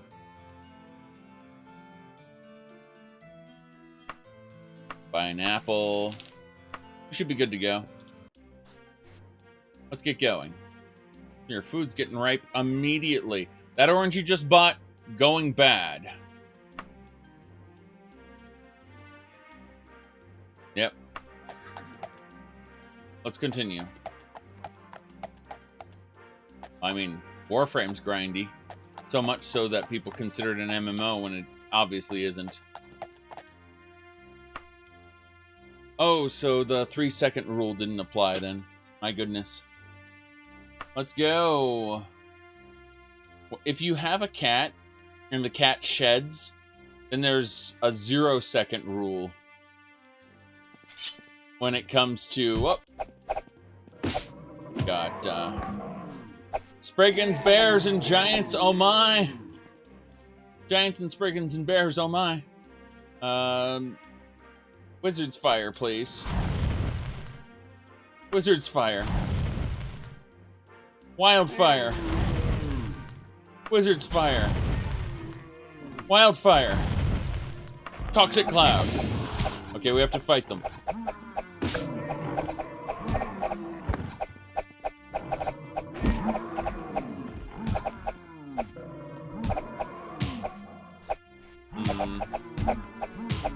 My Daedric dagger just broke. It's time to equip the really crappy super speed dagger. Behold the blue glow.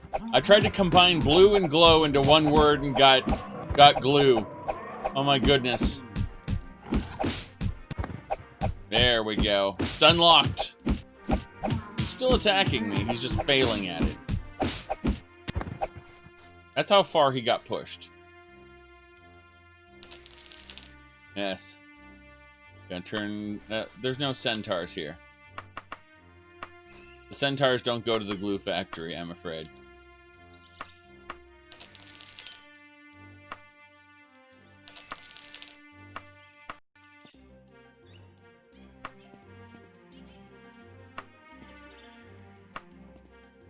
Alright, we need to unequip the dagger before we travel, otherwise it'll degrade rapidly as we travel. So we're gonna save the game again.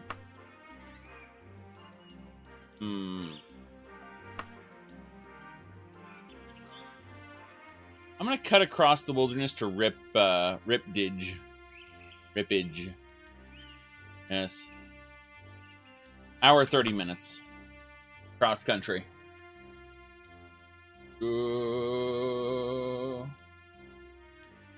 Okay.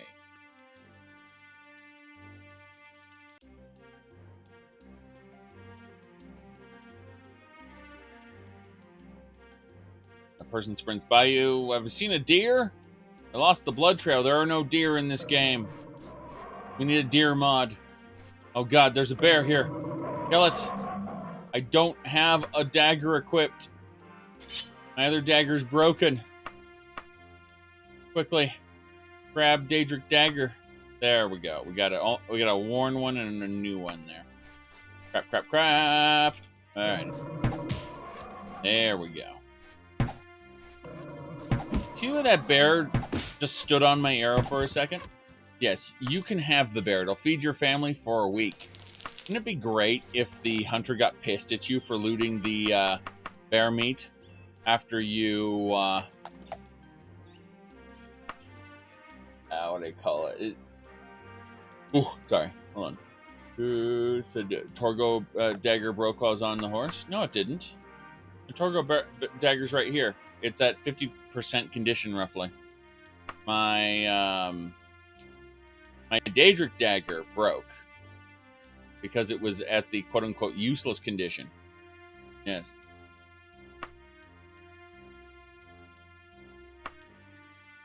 Bit of crossed wire between folks and yeah.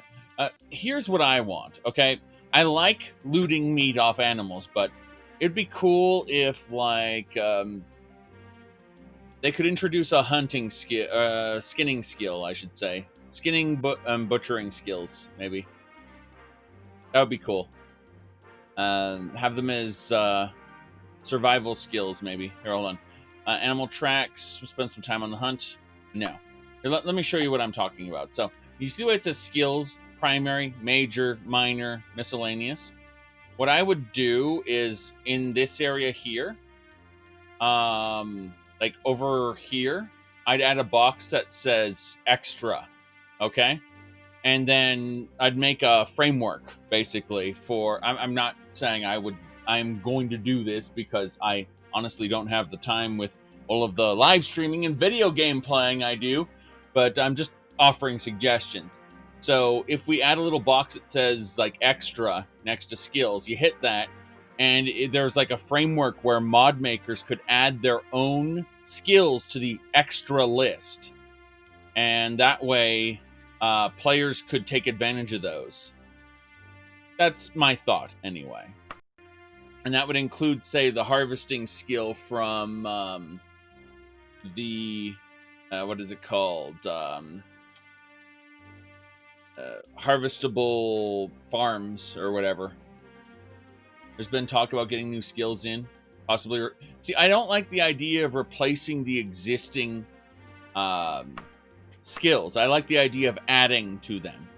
And in order to do that, you would need open scripting, basically. You'd need to be able to manipulate how the game works. And for that, you need some changes to Daggerfall Unity, I guess. Okay.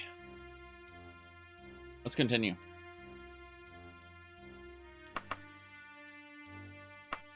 Cryptage. Hold on a second. I just came by the road. I'll take the road the rest of the way in. It does lead to Riptidge, right? Yeah, it does. Cool. So much for the road reducing the chance of monsters. Ugh, and another hunter. Is there gonna be another bear here? Good. I was afraid there's gonna be another bear. No big deal. Damn you, Warm Ashes. I know it's only regular encounters and not Warm Ashes encounters. It stops, but still. Warm Ashes will be a lot more sensible when I'm no longer using the quest version of it. I'm using a really outdated version of Warm Ashes right now. Yes. Texture you linked is vanilla pixel art. Yeah, I'm using Dream just because it looks fancy. You'll notice that I have inconsistent NPCs like this guy right here, or this lady, because I prefer variety over, really well-drawn sprites. That said, when I can have a little bit of both, I will. Just because normally I hate inconsistency in graphic quality in video games. However, if you actually pay attention to Daggerfall's vanilla sprites, all sprites are not created equal. In fact, some of them look outright terrible, vanilla ones I mean, compared to others which look really good. And so, as a result, it never had that consistency to begin with. I just shrug and say, okay, whatever. If I'm going to embrace the chaos, I might as well embrace the chaos completely.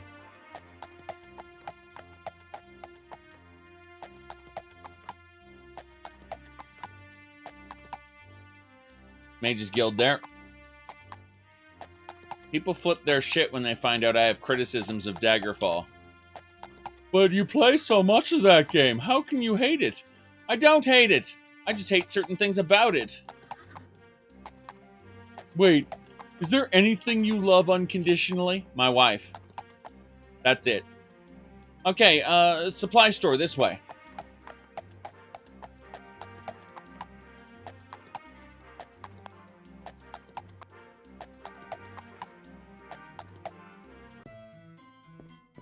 What do we got? Bandage, salted fish, go. Arrows, fish, go. Yes.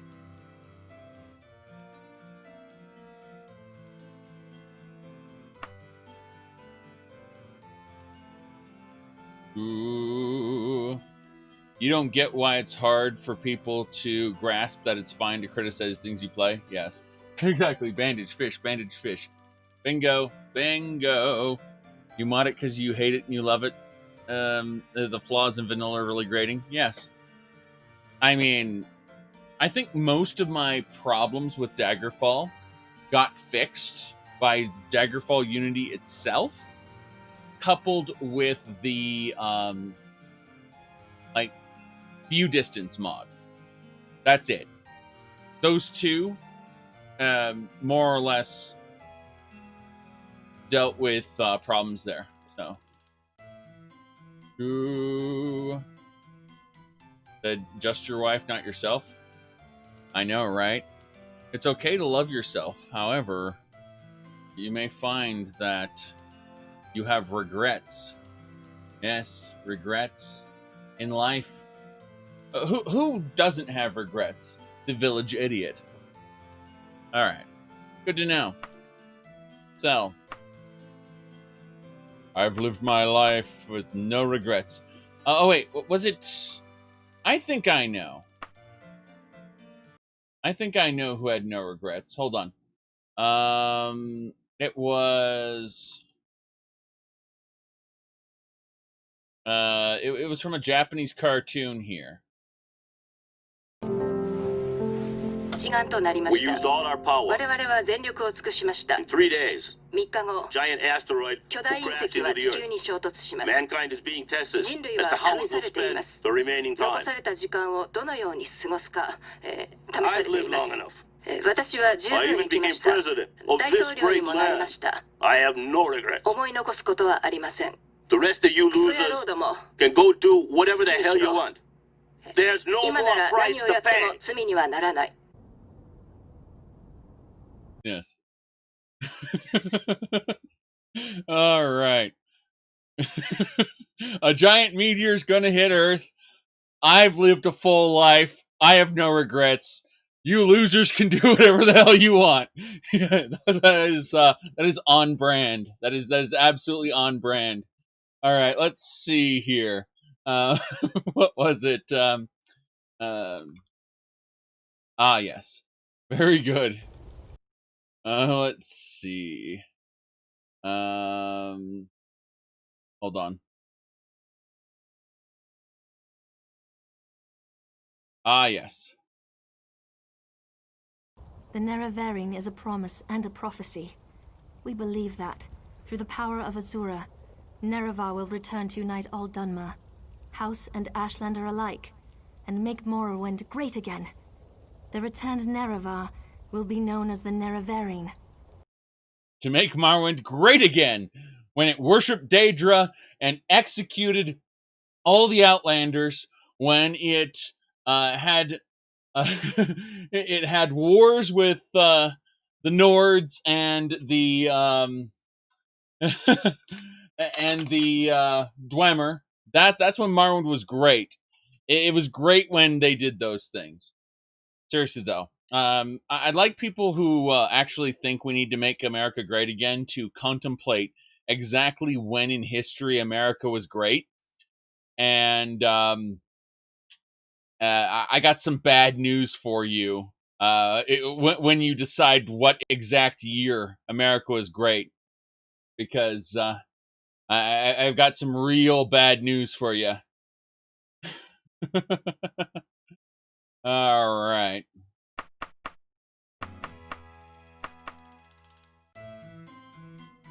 Let's see here. Yeah, was America great when women got the vote? Was America great when segregation ended? Like, what was the point at which America was great? I think America was great when before the Europeans came, right? All right, seriously though, I think we're done talking about politics now. The meme Trump was funny though, and we're done. Yes. All right, let's keep going. We're going now.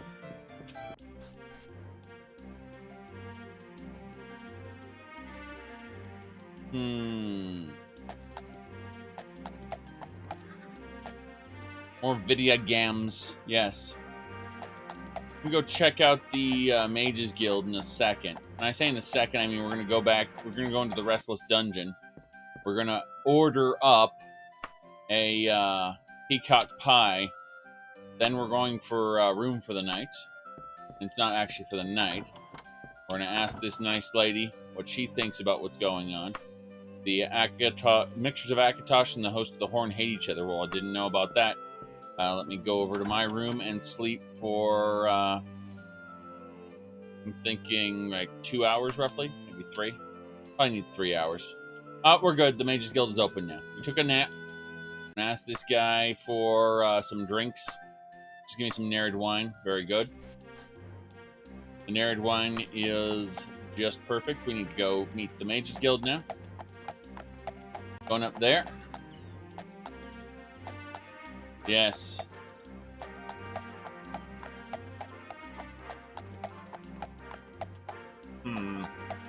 There's the Mages Guild. Let's hop on in. Ah, yes. The guard. Hello, sir. What magic items do you have for me? Torgo's Torque. Excellent. That's super speed torque. And prayer beads of frost bolts. A wand that makes you never tired. Very good. Right, so now that we have Torgo's thing there. Very good, very good. Perfect. We'll unequip that, though. Equip all this stuff. And we're moving on. So our goal is to now travel, if we look at the map. We're going to Riptidge. We're in Riptidge now, so we have to head north. Yes. Said at what point in time was Morrowind great? That's the joke. It was never great to begin with.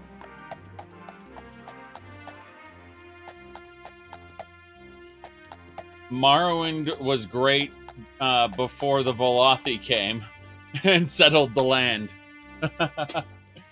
Oh my. We're going.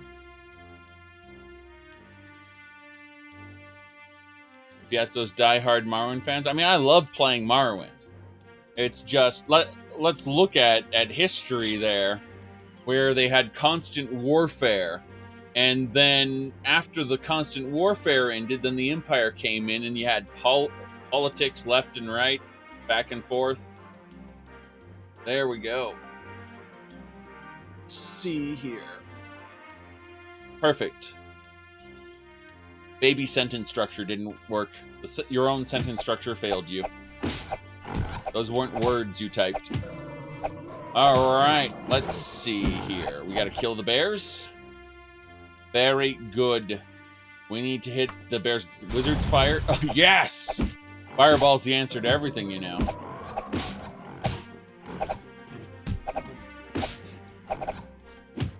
I've acknowledged WUT as a word. Single letters, though, not so much. We're getting that bear meat. Yes, I cast Fireball. Fireball is the solution to everything.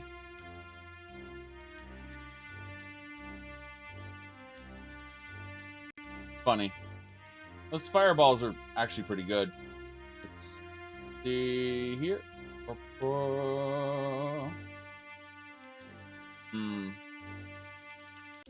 Alright, there we go. That was an example of it just peeling off the road for no reason.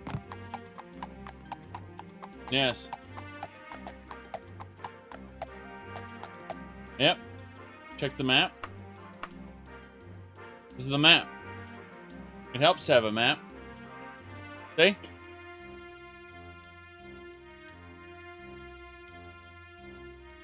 Yep. This has only started happening as of the new version of the roads, not the roads mod, the travel mod, travel options. Nope. So we need to timestamp this and send it to him. Be really quick. About-ish. 3. 3, 11. Is it only at high speeds? No, I'm going at 10 times speed. Yeah. So, give me a second here. I need to go, let's see. Do today's live stream at a little bit earlier than 50. randomly peeled off of the road. It's been happening a few times. This one had no crossroads or anything. Okay. There we go. I sent Hazelnut that message. Everything looks good. Let's do it. Where are we going? We're going to follow the road, hopefully all the way down. I say as I go to save it again, just in case. Did I just turn around? No.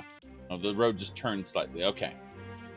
I was flipping out. I was like, no, we're going the wrong way.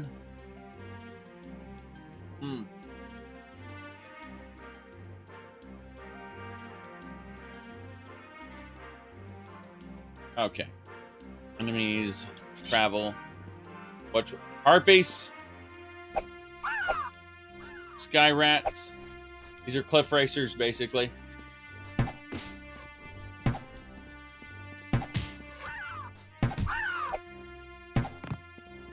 Yeah, I only usually travel at 10 times speed. So I don't know what to say about all the weird things that occasionally happen with the, new travel mod. I'm not entirely sure how to pronounce that. Vera, thank you for the raid there. All right, so we just killed the harpies. They're in our way. And what we're going to do now is we are going to head down this road. We just started heading north, and we're basically cutting through Daggerfall into Tulyun. Our ultimate goal is the capital.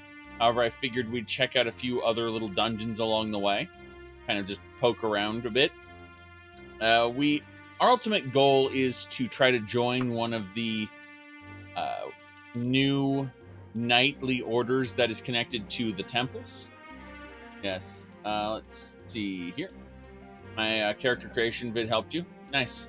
I don't know if this is the most recent video you've seen, but I put it in chat there. That is my guide for new players, and I recommend it to pretty much everyone right now who wants to get into Daggerfall.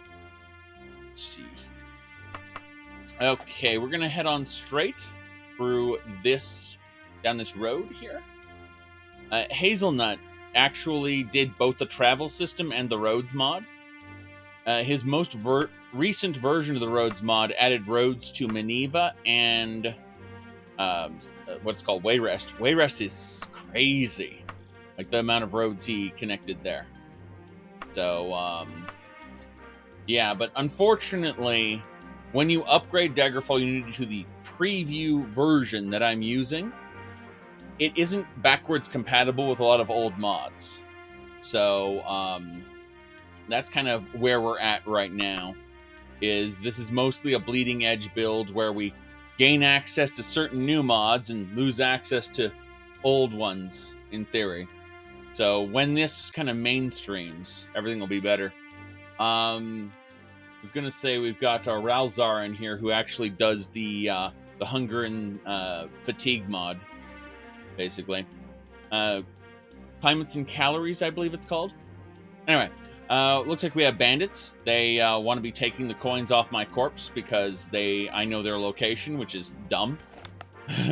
Bandits on the road. Okay. Let's immediately switch to dagger, and then we'll just jump over here. Yes, so. All right. Now try to get them all clustered up, if possible. So now that they're all clustered, we're going to hit a challenger strap. This uses a spell called Inferno. Should damage everyone in melee. 1 and 2. One more challenger strap hit. Should do it. And we instantly killed 2 people with that. Now then. Gonna say. Back up a bit.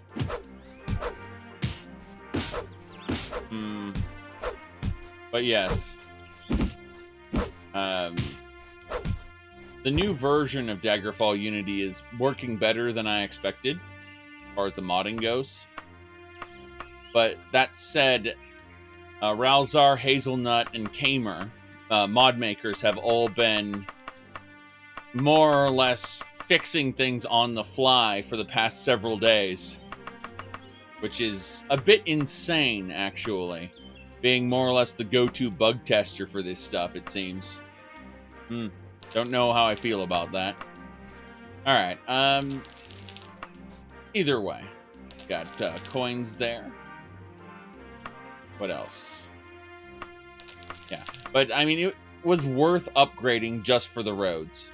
The roads, not only are they functional with Hazelnut's other mod, but they also feel like real landmarks that prevent the towns from just feeling like isolated nodes in a sea of nothingness. Now that there are roads here, we have landmarks between everything. Everything's interconnected. I guess that's how it feels, even though the game has changed little other than their existence. Speaking of which, we're going to hit the travel button on this road. Easy peasy.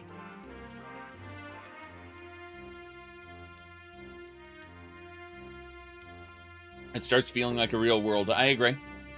And the best part is, with the external assets injector, you can pick a location like right there in that where I'm pointing my mouse cursor, and you can put things down there in the wilderness for players to find. That's the crazy part. And there's so much room in the game that if you are conscious of... Well, hold on a second. I'm getting attacked by bears. Yes, I was going to say, if you're conscious of how close you put things to nodes, like, maybe don't put all your stuff right next to Daggerfall City. You know, move things out a bit.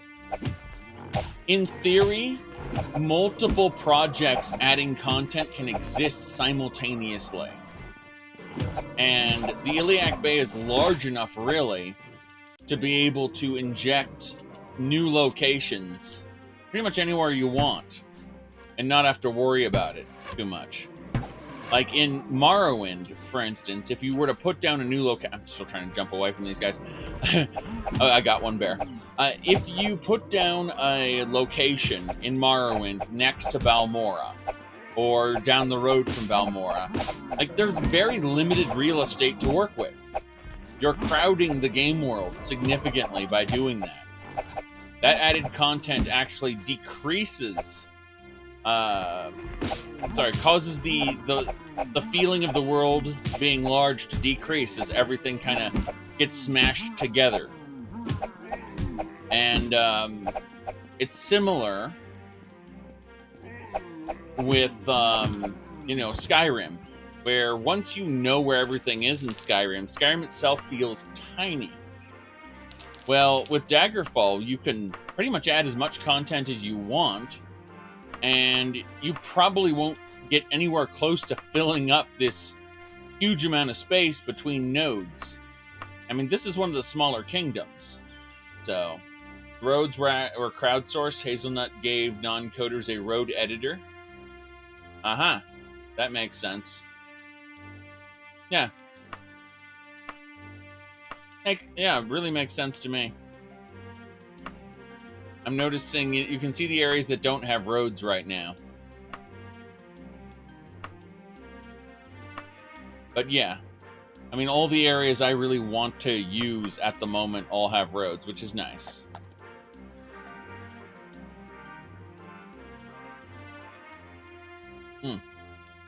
Enemies seeking to prevent my travel, of course. Centaurs. Centaurs are easy. 2 hits. Ah. 1, 2. Oh, that took more than 2 hits. You said the Orsinian people didn't bother much? Well, here's the thing. Orsinium is, like, barely settled. It's not very good. They're orcs, yes. I mean, there really should be a road leading into Orsinium, though. Like an actual road leading into their main capital here. That's what I think. But yes, the orcs didn't... here's how the orcs made their roads. I'm headcanoning this. They marched and just kind of trampled everything. And so the plants died where they marched. And that's where the roads came from. That's it. Yep. They just killed all the plants by marching over the same spots over and over. Yep. There you go. Mithril Battle Axe. Oh, no. Cheap Orsinium taverns now serve orc grog. Nice. That's funny. Grog is just watered down alcohol. My goodness. Ooh.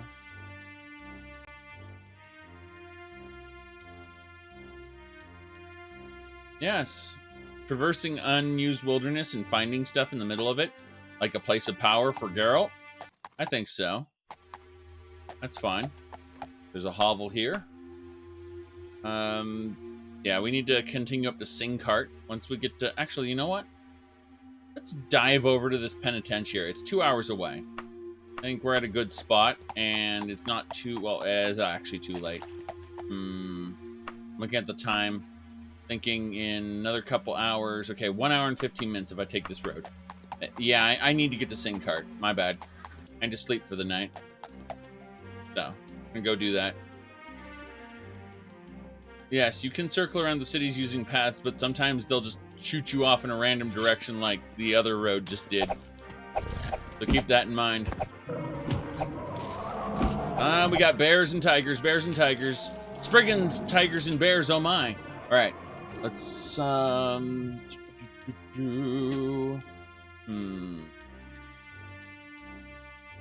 Wizard's Fire. Yes, the Spriggans control the forces of nature. And we kill the forces of nature. It's that easy. I tasered that to death there. The tiger. Doesn't matter. We're going to loot all these bears and sell their meat in Singcart. Very good.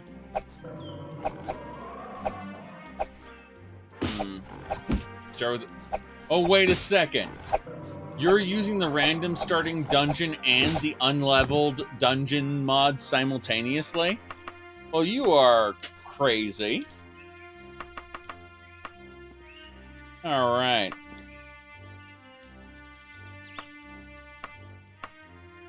What else? Meat. Oh. There we go. No, most of the lore for Morrowind was created in Morrowind. By Ken Rolston and Michael Kirkbride.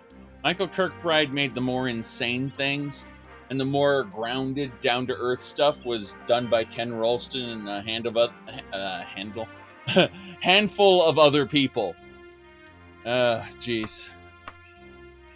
Northwest. Most of the Elder Scrolls lore about the world itself, in general, was written by, what's his name? Michael Kirkbride as a part of the Pocket Guide to the Empire, which released with Elder Scrolls Adventures Redguard. Unfortunately, that was the most interesting thing he had ever written, in my opinion, and most of that got retconned over time, as they really didn't live up to their original, their original fantastical writings. Everything started to, as they realized, okay, we have to make games out of this stuff. They started updating with new additions to the Pocket Guide that were more down to earth and less interesting. So, yes. Redguard has the best story in any Elder Scrolls game. It's also one of the worst Elder Scrolls games in general. Alright. Ooh. Proceed with caution. Yeah, we're fine. You can see the town I'm going into over there. straight ahead.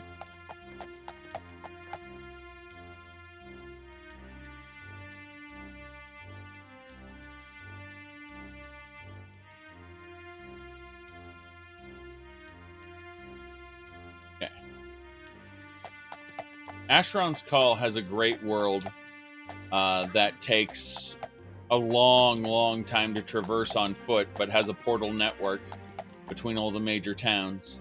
They can pop around, but if you want to run around and actually check out all the areas in between, there is massive wilderness in that game.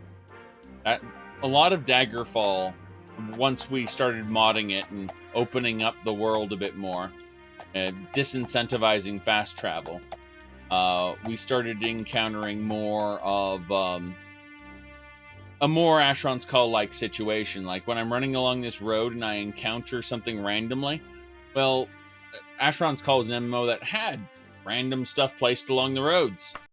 So running down a road for 20 minutes. Yeah.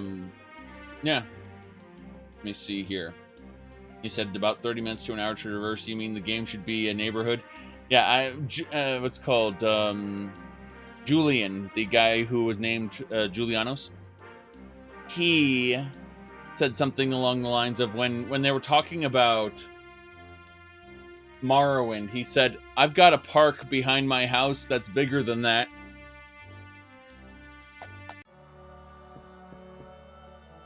All right. I think it was Oblivion where he really kind of made fun of how big the Imperial Province was. This little kid did not have potions for me. Hello, miss. I would like to make a donation of 10,000 gold, please. Thank you. Now then, we're kind of done with the Temple of Arche at the moment, because there's a bunch of other stuff we have to do. We are going to head on into the Beaver and Priest, because that is not a euphemism. It is a tavern. Very good. Molen Helm, Beaver and Priest. Let's see. No travel, no compass, and fog. Morrowind's fog really contributed to how it looks.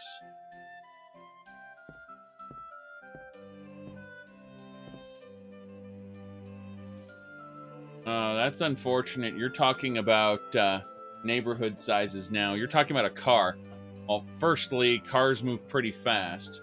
Secondly, depending on traffic and clusters, I lived in a small city once that took you 20 minutes to get anywhere because of how annoying things were. Like, lots of traffic despite it being a quote-unquote small town. There was only a couple main streets, and they were always crowded. That's too big for a neighborhood. Yes.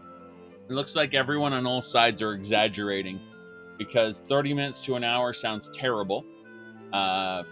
You know, if you want a massive world. And then 30 minutes to an hour being a neighborhood, that's, what, if you're on foot? Yeah.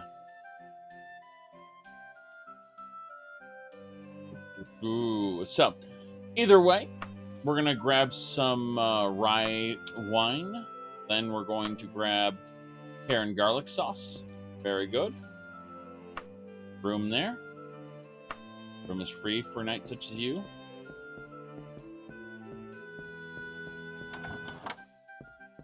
See, unfortunately, there are some locations where everyone takes a car. And those are bad locations.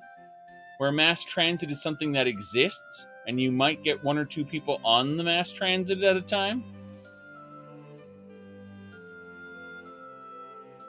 Alright. When I say mass transit, I actually just mean buses that get bogged down in the exact same traffic as everyone else. Ha ha ha ha ha. Or are you thinking trains? Some subways? Things that are useful? No, I'm talking about buses. Alright. Let's see. Thinking about what we're going to do. Yeah, we're going to cast Buoyancy, Jumping, Levitation, Light, Orc Strength, Slow Falling, and Stamina.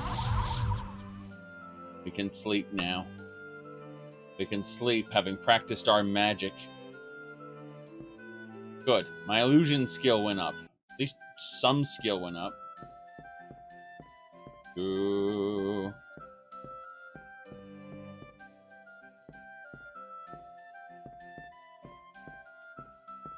All right. We're going to grab another drink, some rye liquor. Then we're going to grab they call it a garlic sauce, yes. And because I'm wasting time, let's have some ale really quick. More ale. I need another ale. That's better.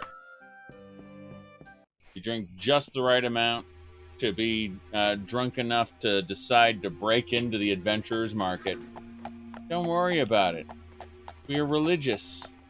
Our religion talks about life and death and the killing of undead, and absolutely nothing about stealing things. Yes.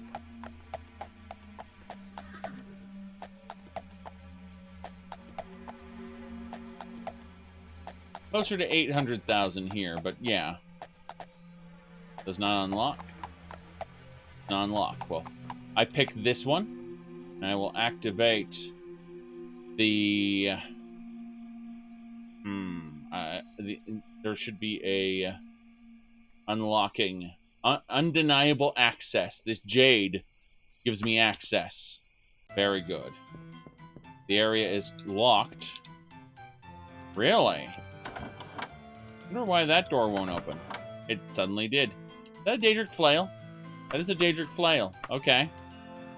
I'll take that money. Arrows, some books. Fine. Let's see here.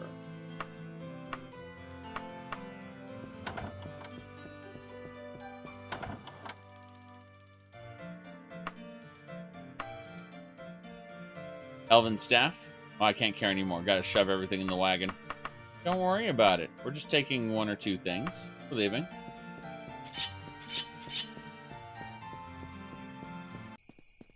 Yes.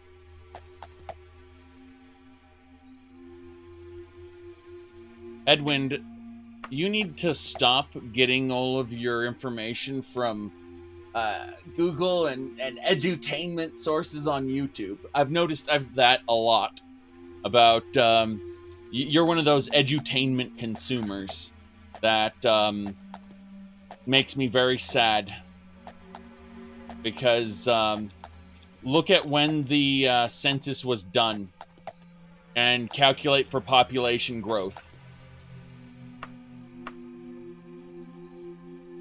All right, so let's go ahead and head over to Yomston Manor because we ultimately want to get over to this penitentiary and check it out.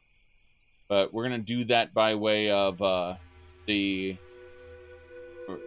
that road there. So we got to go northeast-ish, I think. Is that? No, that is not northeast.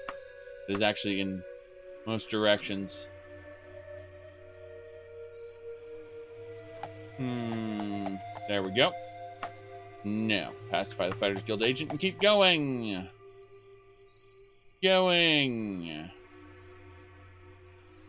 I'm not just saying that based entirely on your statement here. I'm talking about things you've said on Discord over the past however long you've been on the channel. You've birds. No, I keep going.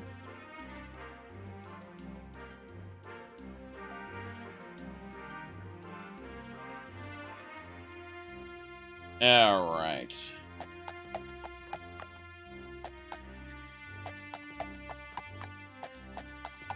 So, Rusty Helm.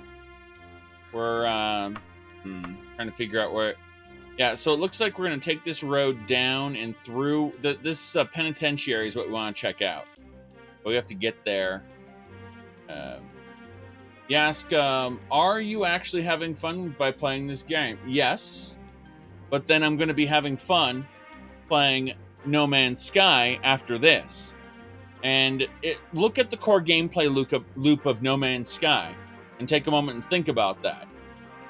Seriously. At some point, you might consider making a new character. Yeah, I might consider making a new character eventually. But that will be after I finish the main quests and also any other factions that, like the Mages Guild, the Order of the Candle, stuff like that. We're not really done yet. So, there's a lot of stuff I'm working on in general. And I'm working on the main quest bit by bit, while I do other things, like travel around Tulyun and such. I've got a kind of saga going on with this character. Yes, here we go. How people play when they do? Well, I have a lot of games that I enjoy playing, and you can see right here. Folks kind of scoff at this, but I have a good selection of games I'm ready to play when I want to play, and other than of course the Elder Scrolls games, of course, I played Left 4 Dead on Friday. I'm gonna play it again next Friday if I can. Point is that there are I play what I want when I want. It's just that Daggerfall is my go-to almost relaxing game because of how familiar I am with it. It's a gigantic sandbox the size of Great Britain. Likewise, No Man's Sky is a gigantic sandbox the size of 256 galaxies. Or Elite Dangerous, which is a gigantic sandbox that's a 1-to-1 representation of our galaxy. You can, if you look at Fallout New Vegas and stuff like that, you can start to piece together what kinds of games I typically play. They're gigantic time wasters, of course. But I mean, it's like I've got my Iliac Bay map up here. Here, hold on. I'll really quick go back over to the game, and we'll just. Oops. I have to kill these guys first. No! Run! Okay, so maybe things were happening a little out of control, right? A knight appears and says things are happening. Right, so, okay. As I was saying, distracted mid-combat. Yes. Aha! Exactly. We're gonna get on our horse and run. Okay, so as I was saying, if we look at this map, and then we look at this map right here, you might start to see similarities. As in, like, am I playing the game just to play it, or am I playing it for fun? I don't know, man. Nah, I really like open world sandbox games. And I'm kind of a jerk sometimes, don't worry about it. I'm not targeting you or anything. I'm just, that's my way of engaging, as it were, very abrasively. All right. Well, we have to go back down that road. Oh my goodness. Now, trust me. You have 4 contacts. You're pretty new to the platform. Don't worry, because I am not the typical person who streams, right? I am, in fact, a jerk. That's okay. That is okay to be otherwise confused or put off or not understand. Mainly because, oh god, they're coming down the road after me. They're still here. Oh my god, look at them. Are you kidding me?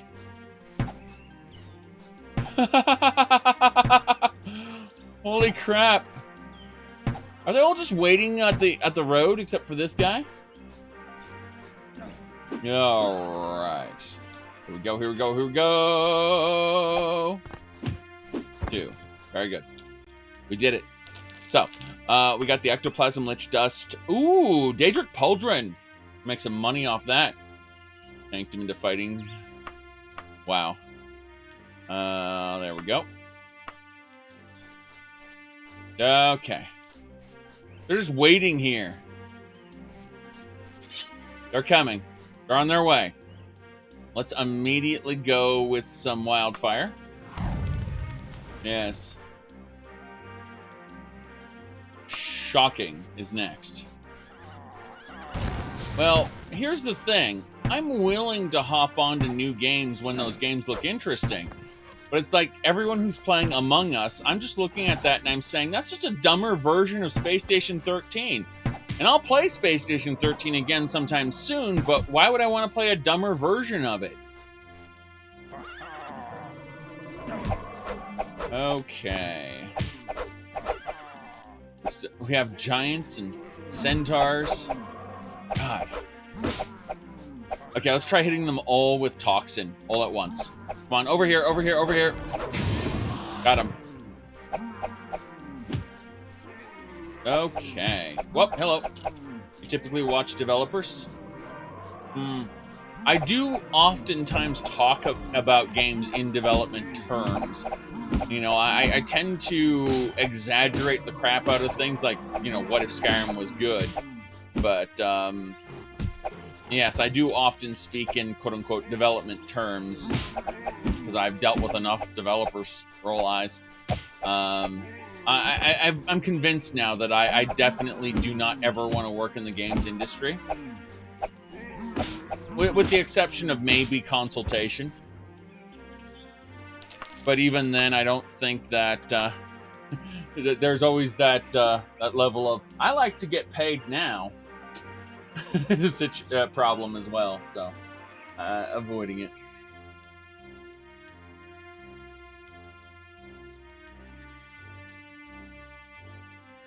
Yes. Ooh. Okay, map there. The Greenton Graveyard. Very good.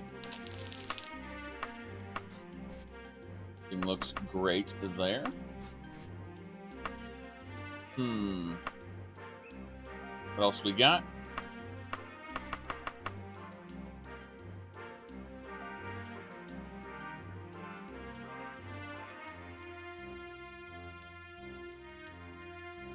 Yep.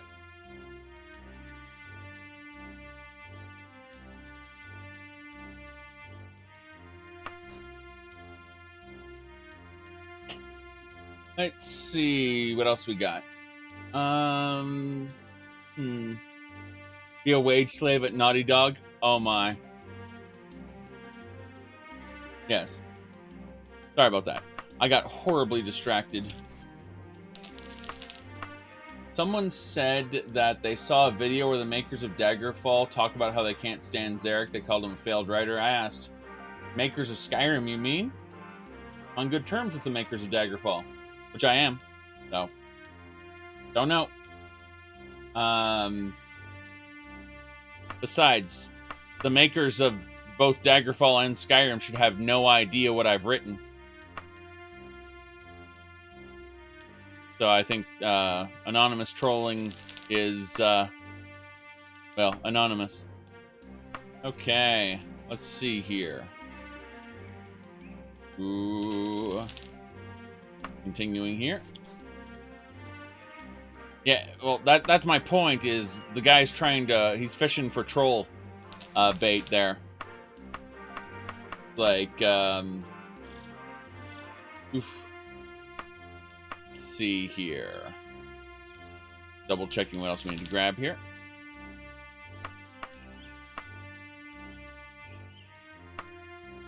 Now then, we continue.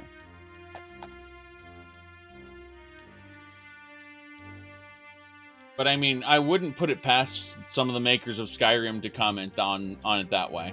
So I asked him, like, You know, if it's the makers of Skyrim who said something like that, well, number one, I want to know where they said it, and number two, it'll just be interesting to figure out who was saying that. If it's just some fans online that he confused with actual developers, that would be hilarious. Yes. The Diablo 1 was the best? Correct. Diablo 1's atmosphere was the best, and then mechanically Diablo 2 was much better. I agree with that assessment. I really do. Mechanically, Diablo 2 is a superior game, but in terms of atmosphere, Diablo 1 is king. I've been messing around with Diablo 1 custom engines. There's The Hell and Beelzebub. Beelzebub feels the most like Diablo 2, but it loses something that The Hell has. Don't know, Don't know. Very good. Get him there. Okay, we got it. Very good.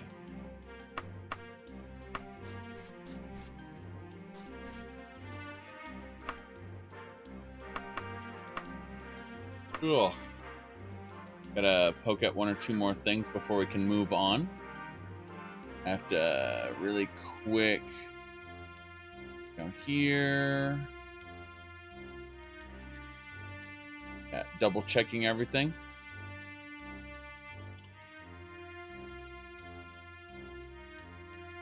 Okay. Will they put professional jerk in your about section? Possibly. Possibly.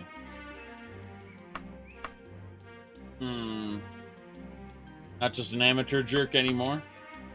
Well, I mean, YouTube and Twitch is kind of a cute little side job, which is fun from time to time. But if I start putting professional in there, people might actually start expecting... Oh, I spun around again. Anyway, people might start expecting me to act like a streamer if I start putting professional in my Twitch here. You know, they'll want me to go on hype trains and do all this. I don't know. I found it funny, though, the one guy who was absolutely incensed by my... what do you call it? By the whole thing where I said, "Oh, now they're gonna ask me what I think about the Microsoft merger, where Bethesda buys or Bethesda gets bought by them. What do you gonna think about that?" I made a joke about it because it's like, yeah, you know, people are gonna hound me constantly about this topic I'm not very interested in. And yeah, folks are like, this one guy just got absolutely livid that I would you know, make fun of the current social contract between the audience and the creator, where, you know, it's something to be mocked, I think. And mockery is fun. And if someone feels that's so sacred, then, well, I'm just going to be an offensive person. Because the reality is we shouldn't be forming these what do you call it? Parasocial relationships with our... God damn it. Well, which it's going... I'm trying to follow the road here. Anyway... what I'm trying to say is people get too attached to what, you know, what does that streamer think about that? I need to know. Oh, he doesn't share my exact opinion. I am betrayed! Stuff like that. These people, they're very, very disturbing to me. Either way, I constantly will hear, what do you think about this topic? What do you think about that topic? And, you know, it's okay until I get 50 or 100, 200, 1,000 messages all about the same topic. And, you know, for each individual person who comments, I bet that guy wearing a suit doesn't have any pants on, they think they're like world-class genius. When in reality, you are the 70th person to say that. Today,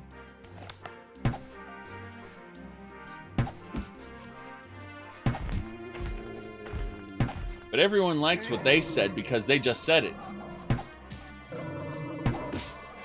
All right. Moving on.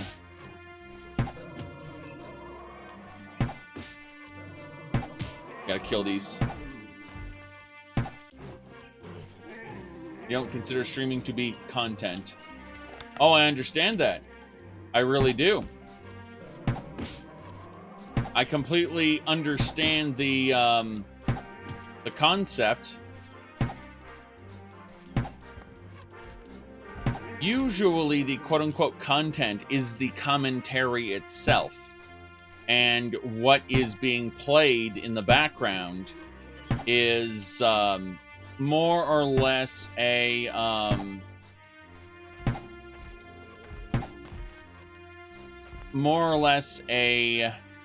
background. I'm trying to form words and shoot giants at the same time, and I'm doing neither very well. So I'm gonna use daggers instead and beat the crap out of this. Very good, very good. Now let's see. All right, we're gonna eat that moldy apple and continue. Yes. People keep saying Bethesda should hire me. I keep seeing that posted a lot. And I'm like, who says I want to work for a video game company? I like playing video games. You know how the joy would be sapped away if it were my job? Number one. Number two, he said 1990s Bethesda should hire me. You know, I might have considered that. Seriously. Of course, you know, age difference and all that, but that company, more or less a startup doing its thing. I wasn't, in my earlier years, I wasn't really in desperate need of a good job, per se. I was taken care of during the 90s, as it were. So, at least here we go. Bear's dead. I would have considered a video game maker's wage at that time. You get the people who are looking at AAA games and they want to get paid AAA prices.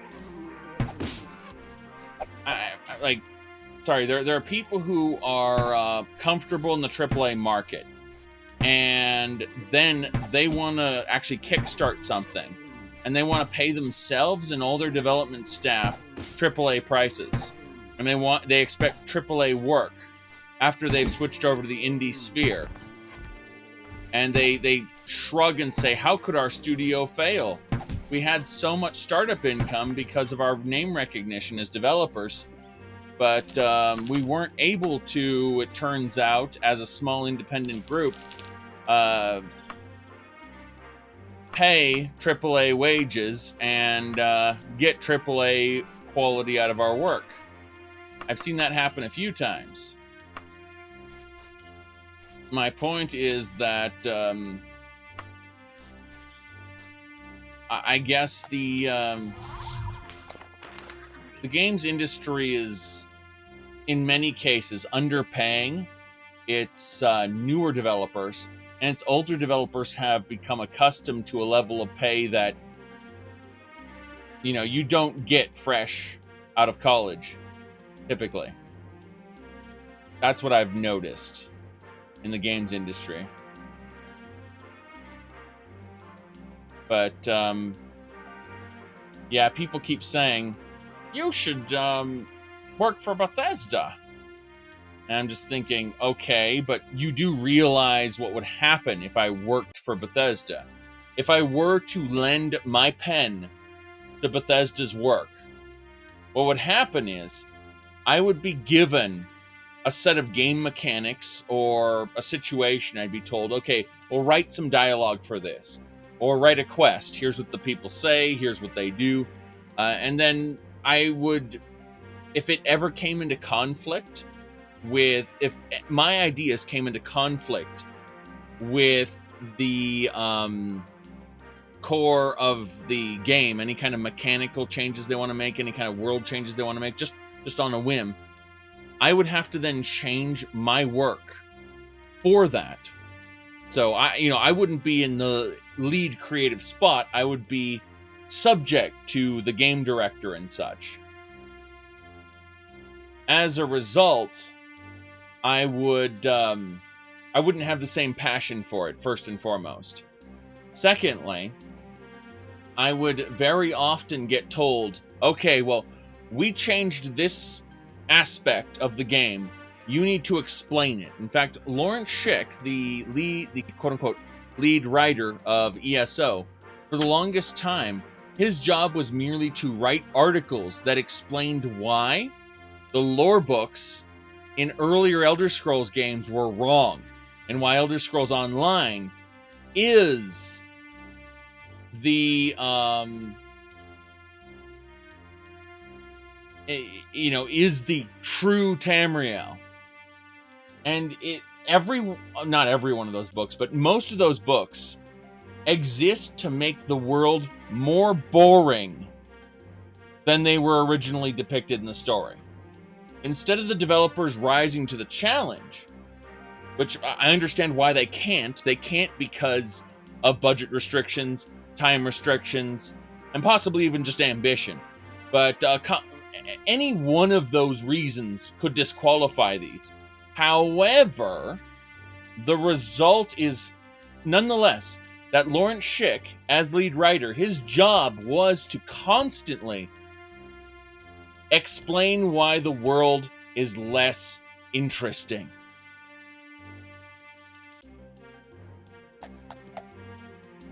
And so, if I were hired by Bethesda, that's probably what I would end up doing, because I would take the time to do my job to the best of my abilities. Speaking of which, we're buying arrows. And so, you would have a bunch of explanations as to why this has changed or that's changed, because Elder Scrolls games are not story-driven. They're driven by mechanics, and then a storyline is overlaid on top of them. Player goes to point A, kills target B, and that's it. Okay, well, how do we fill it in? Let's get some dialogue in there.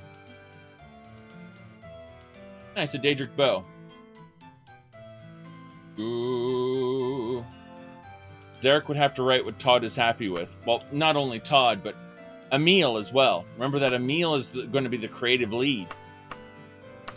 And I'm not going to play the Keep It Simple, Stupid clip today, but he's going to be the guy calling the shots as the creative lead. Consider that for a moment. Yes. And people get mad when you retcon things. You were just doing your job. Yes, that is exactly right.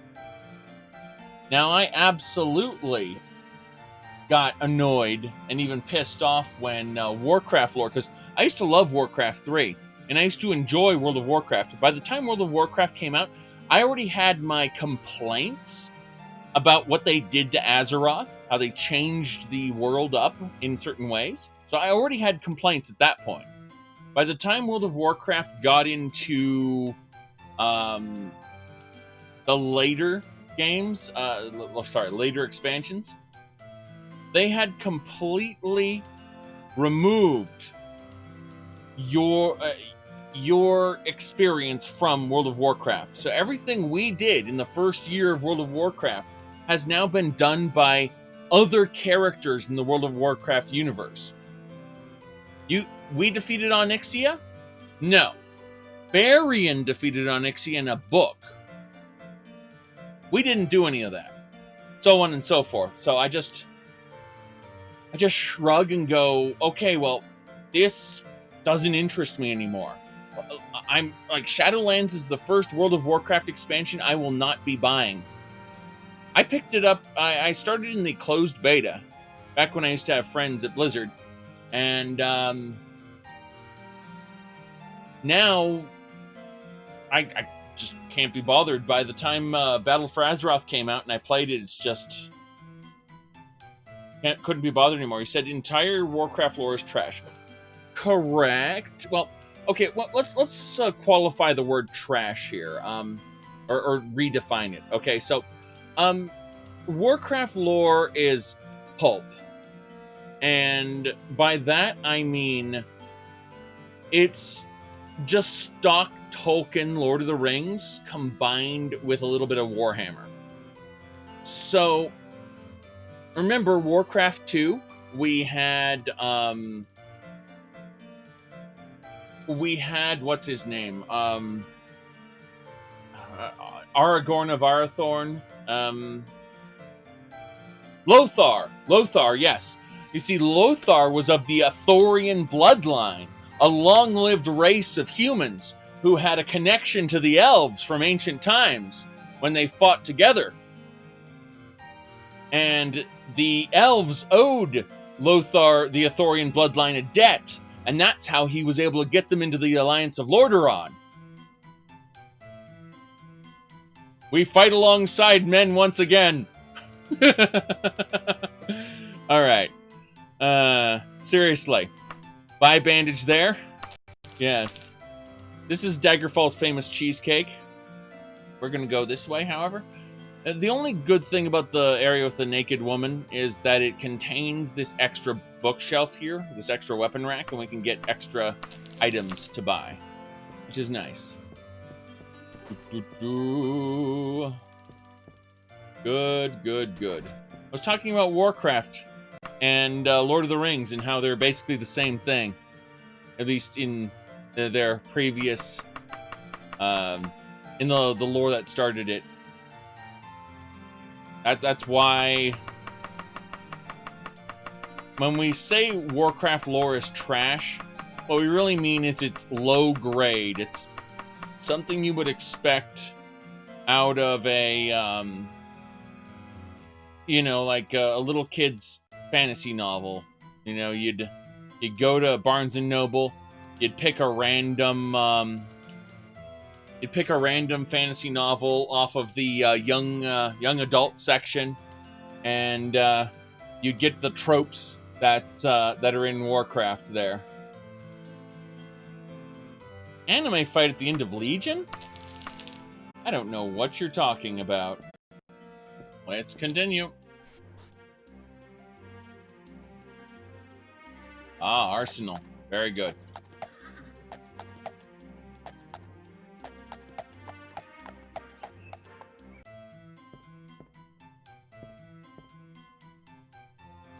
Doing one thing there. Did Warhammer had a British dark humor to it? It was the punk response to D&D's high fantasy? Well, yes. Yes, it was, actually. It really was. Yes. Alright, we're leaving. I got distracted.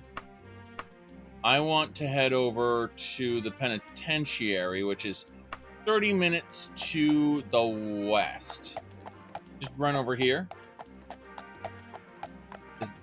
Yeah, I'm not taking the road. Otherwise, I'll get lost there. Just 30 minutes this way.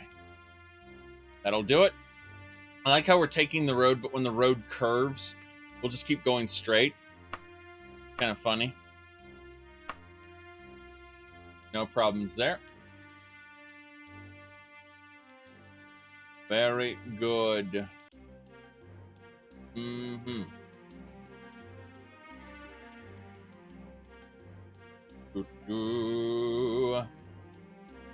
Right. What else we got? This is the Penitentiary. Before we go inside... Wait, they're enemies? Wizards and harpies and tigers. Zombie. Flesh Atronach. That wizard's just gonna keep summoning things, isn't it? Oh god, fireballs. Okay, before the fireballs hit me, I'm gonna use the Khajiit Suit of Magicka to absorb extra fireballs.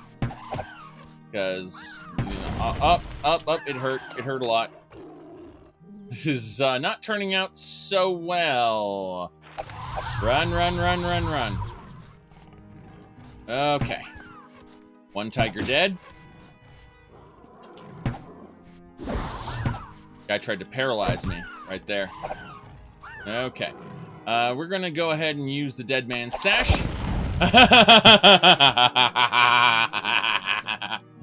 The Dead Man's Sash is still in good condition. It will eventually break, and I'll need to buy a new one. But for now, I like how good to see you're not completely God mode yet. Boom. Just slap everything away. Yes. No, right. Ooh, do Daggerfall enemies level with you? In the vanilla game, enemy selection, what kind of enemies come after you, is based on your level. However, I have an unleveled enemies thing. So, I will have higher leveled enemies in this penitentiary. Probably Daedra Lords. Means we're going to immediately use one of the Torgo items. However, before we do anything else, we're going to make sure everything is properly stowed away. Mostly because there's going to be loot for us to grab in this dungeon. And that's pretty important. Debating if there's anything else I need to grab, and I think the answer is no.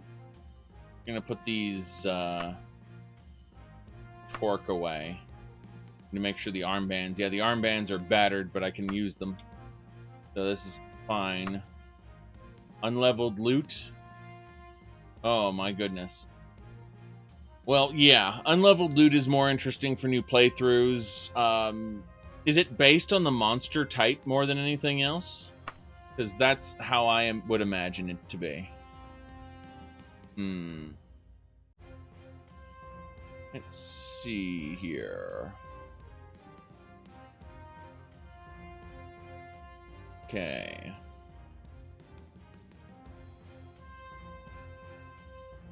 Sorry. Got horribly distracted again. I'm good at that. And, oh, it's an actual bandit. I thought we were going to run into something a little more scary. Might as well use the Torgo dagger. Get that destroyed first. Can just hit her rapidly and stun lock her for the most part. She'll occasionally hit me, but yeah. Based on luck and dungeon type. And stops her based on shot quality. Let's see. Daedric only drops from Daedras unless you have high luck. That's really nice. I think I will use that for the next playthrough. I've been looking at the blocking and dodging modules. And I think that I want to make a character with sword and board that uses the blocking and dodging modules. With some kind of... If I can get an even meaner version of meaner monsters. Something to scale up to. I guess what I really want is our extra tiers of difficulty above the current ones. But I think that kind of system with the unleveled loot might be really fun for that kind of playthrough with a sword and board warrior using extra combat modules. Yes. Bastard there. Gonna try to get me. I see him preparing to strike. Okay, though, as long as this dagger... Well, this dagger will eventually break. But until it does, this is just hilarious to watch. This burglar get murdered by a really fast dagger. Ate the damn fish. Yes. Ooh, Dwarven gauntlets. Also, elven boots, elven axe. Okay, the game's just saying, please have money. That's what the game is saying right now. Please have money.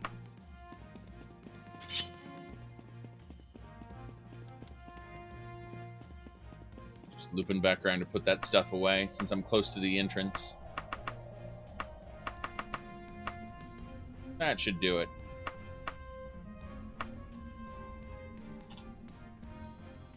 Happy about that.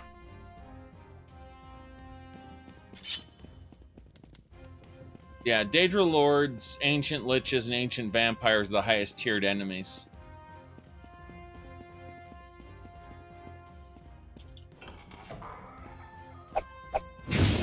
Here we go.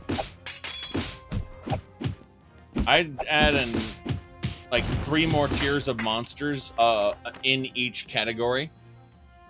So we'd have like higher level orcs there. Use it for normal play so it's stable. Okay, your mod. I'll check out your mod list a little bit. Oh crap! That guy nearly killed me. Bomb! Bomb! Bomb! Paralyzed. Unrestrainable Malachite. That guy really wanted to keep me paralyzed. Makes sense why.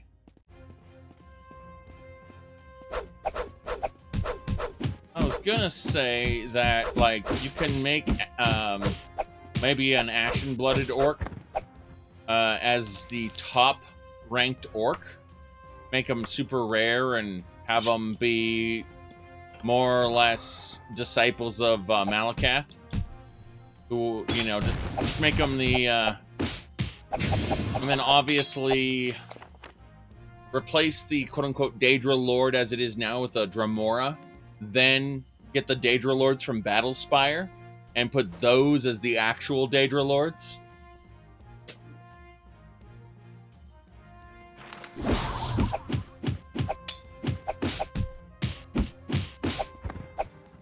Okay.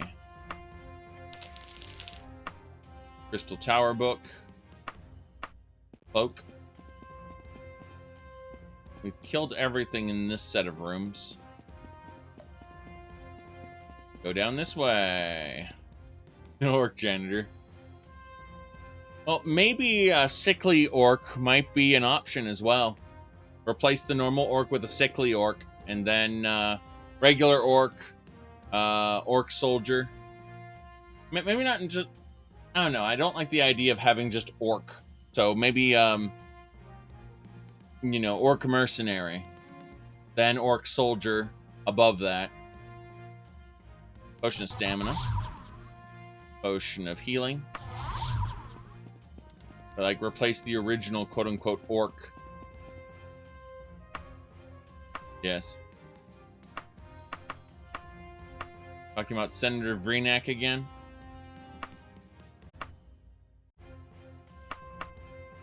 Alright.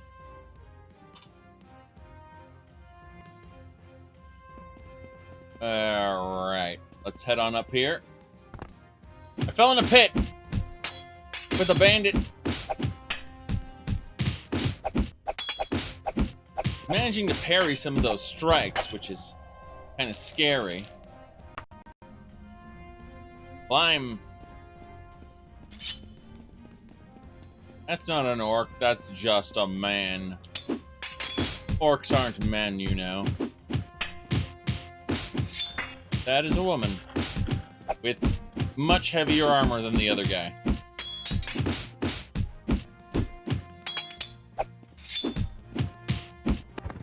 Very good. Eat the bread. Can't eat the bread. Nothing.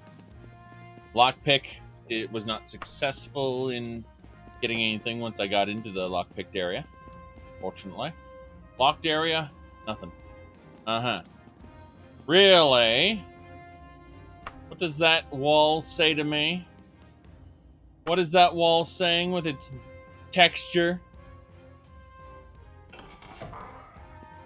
You! Another thief. It's unlocking.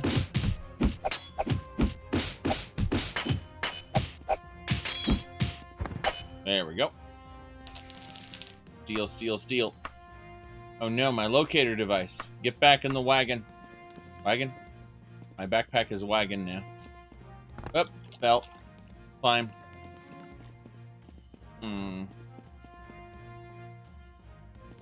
Okay. What? Ah, I see what's going on. Switching hands. See you later. Kill it. Successful backstab? Wait, while it's staggered, I can circle around and get backstabs? What even? What is this? Orcish axe, that's good.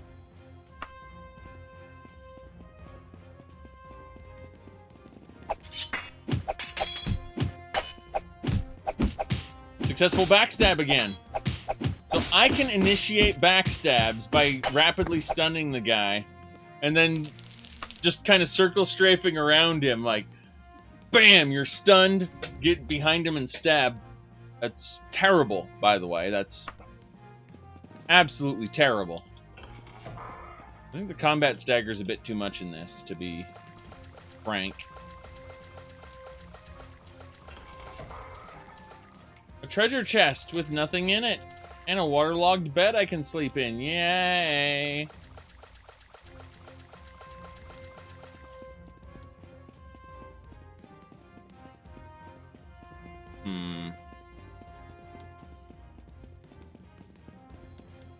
There's the dungeon entrance again. Put everything away. Orcish axe. 1,000 gold. We're fine. Save the game. For how much of the penitentiary I have explored thus far. Wait a second. Door texture.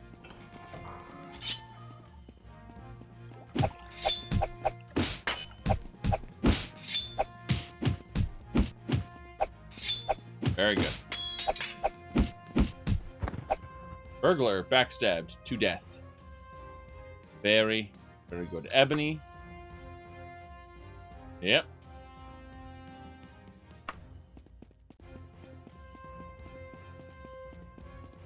Next. Oh, crap. That hurt a lot. Balm. Free action.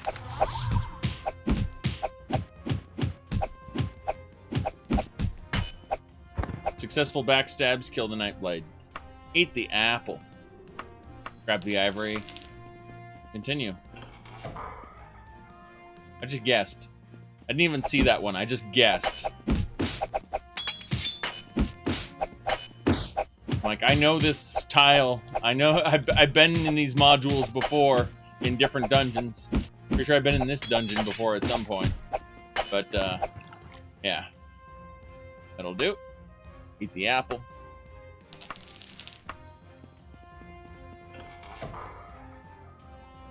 Yeah, this area is bigger than I originally thought it was. I thought this dungeon was tiny. Turns out it's not so tiny. Backstab. Second backstab. Yes, this dagger is hilarious. It's worn. It's at about 50%. So it's degrading as I use it, but it is a hilarious dagger nonetheless.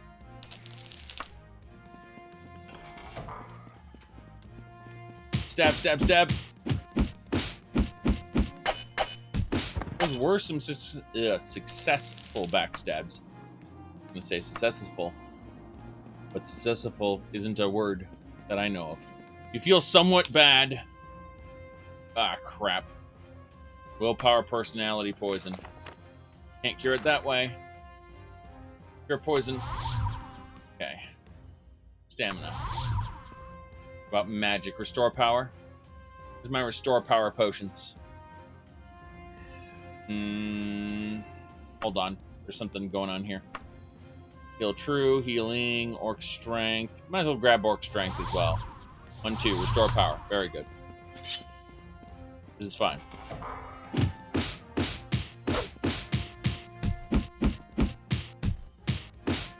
Wow. That rogue did not stand a chance.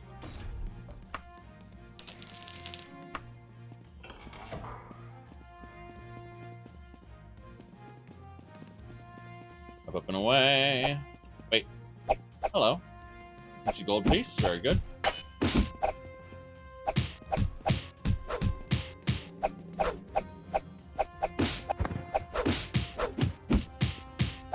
But yeah, I would say every 3 or 4 videos I get a handful of those. Bethesda should hire Zaric, which, first of all, my attitude wouldn't be anything like I espouse online.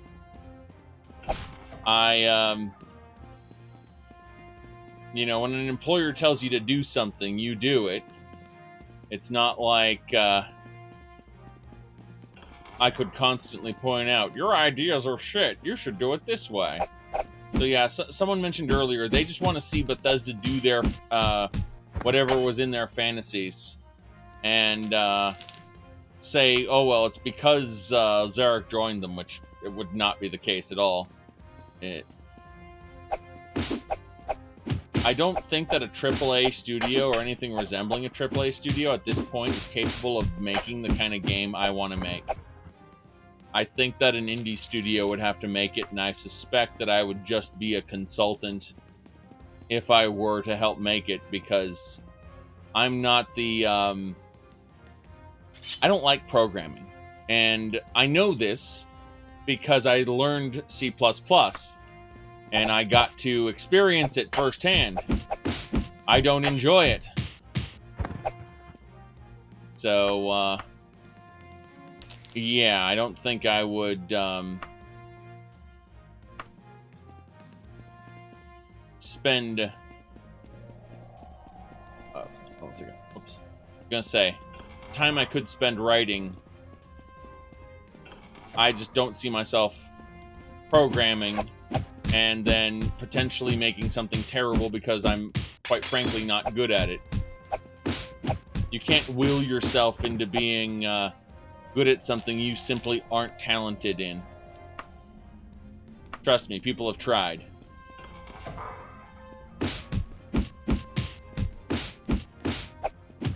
Fate Zero hack and slash? Yes. Why spend 2 hours writing when you could spend 2 hours debugging? No. Why spend 2 hours writing when you could spend 2 hours writing code, then more hours,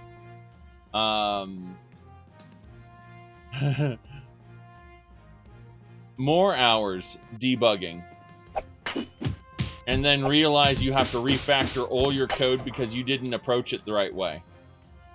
You know the funny part, though? Woofing? Here's the funny part. That's exactly how I write. Like, I will write something and then rewrite it until it's just right.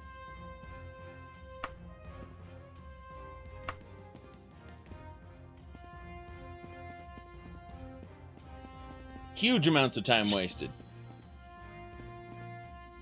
Oh. Said learning C++ is kind of a bad intro. Well, C# wasn't exactly a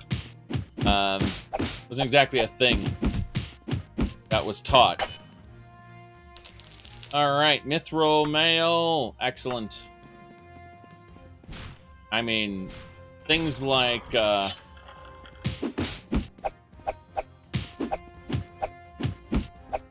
you learned assembly language. Yeah? I completely understand that.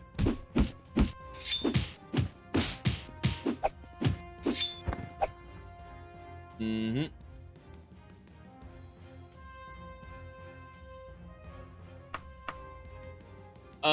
Do I use any specific program to write? Okay, so there are certain pieces of writing software that are really good for script writing, but I still probably wouldn't use them. I've tried a variety of softwares, and I tend to just default to standard word processor.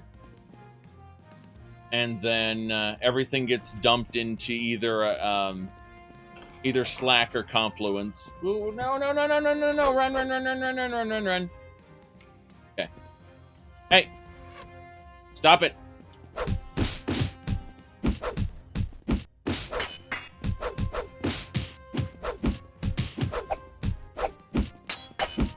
depending on who I'm dealing with, I have, you know, there's obviously Google Docs, but most things go into LibreOffice, which is the successor to OpenOffice, which is for people who can't stand the idea of paying for Office 360. All right. Started writing like 30 books, but you never went past 2 chapters. Try skipping ahead, Zhakaron.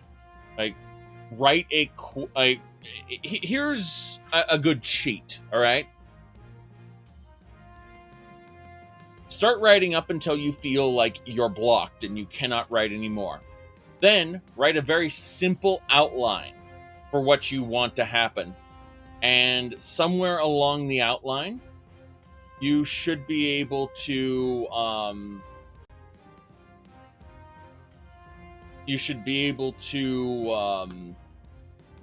simply resume writing in a different part that you want to express.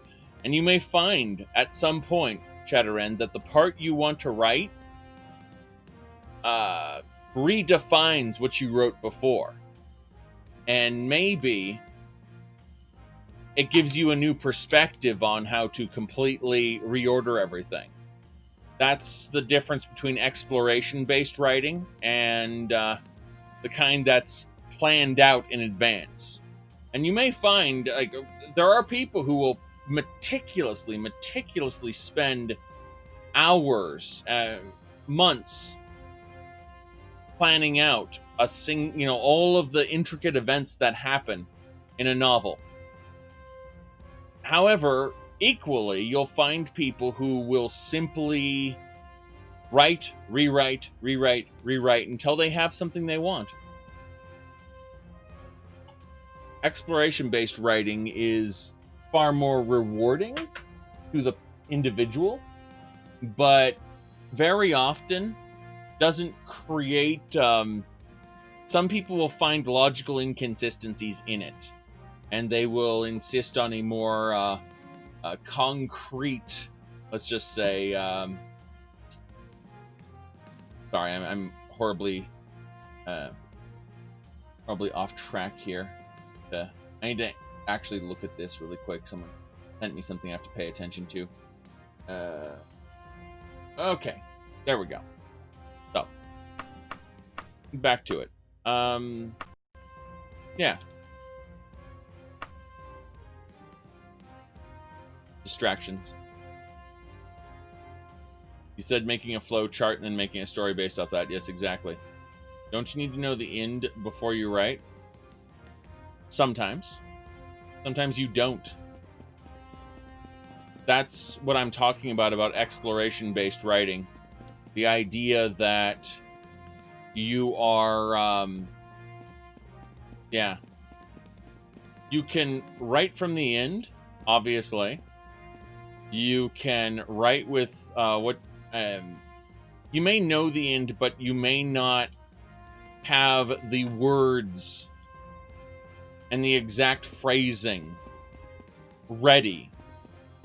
It may not, like every time you try to write it down, it just won't come out right. Things like that. So you can know the ending, quote unquote, know it. You have an idea of what it's going to be. But along the way, you figure out things you didn't realize before, or parts of the story that you felt needed to be more expanded on or more tightly focused on. And in that exploration of what you're writing, you realize that pretty much everything you were doing up until then needs to be replaced. That can happen. And before you know it, what you originally thought you knew about the ending was changed. Because everything leading up to that ending was changed.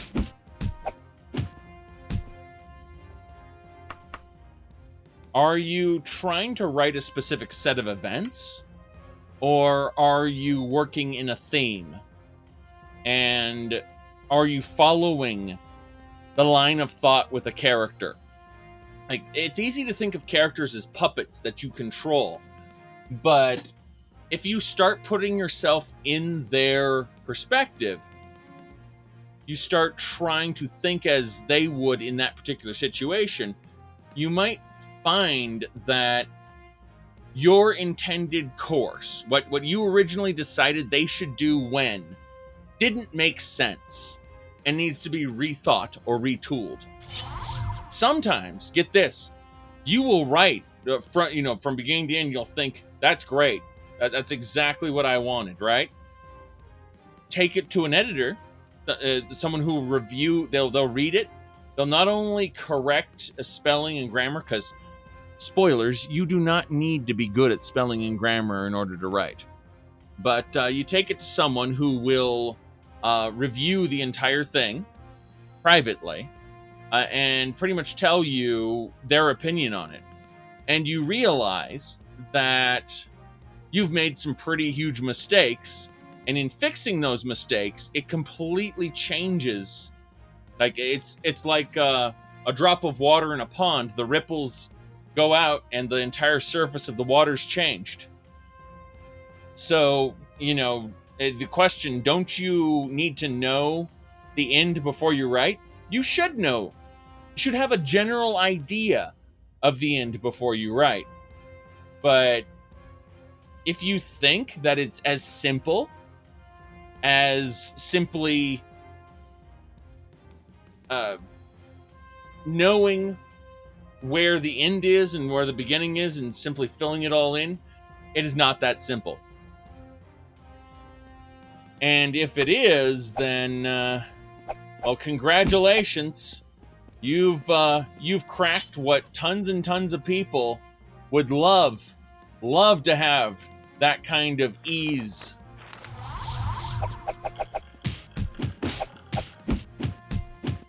When you're considering a myriad of factors throughout writing something. Yeah, just when you think you have it all figured out, you don't. That's what I'm saying. And when you think you have it all figured out, and you take it to an editor, and the editor tells you that this is the worst thing you've ever written, and here's why, and you realize, oh my god, you're right, I hate myself. And, most art comes either from, what did one person say? Like, all art comes from self-loathing, revenge, or horniness. Figure out which one you're best at and which one fuels you, and that is how you'll achieve your final form. Yes.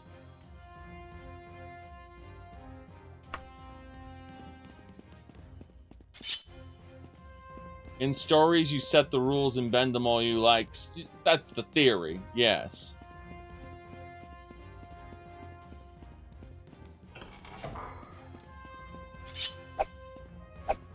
Oh, this guy got pacified. Nice. I can't pick up anything.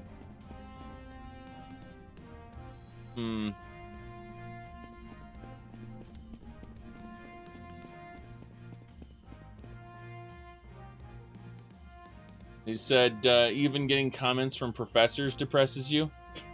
Well, I mean, first of all, professors exist to make sure you know the basics, the structure. Like, you don't have to live by their rules, but you will improve by learning those rules. There's a reason those rules exist. And at the end of the day, your final works are not required to follow those rules. It's important to understand. I have a friend who does art, but he can't do anatomy at all. He has his work is psychedelic by nature. And he got basically flunked out of art school. Didn't matter, though, because he's made a living on art that is just crazy and psychedelic. You know, he didn't have to follow the rules the professors gave him, but he learned from them. And he understood how to subvert the expectations by knowing what the expectations were in the first place.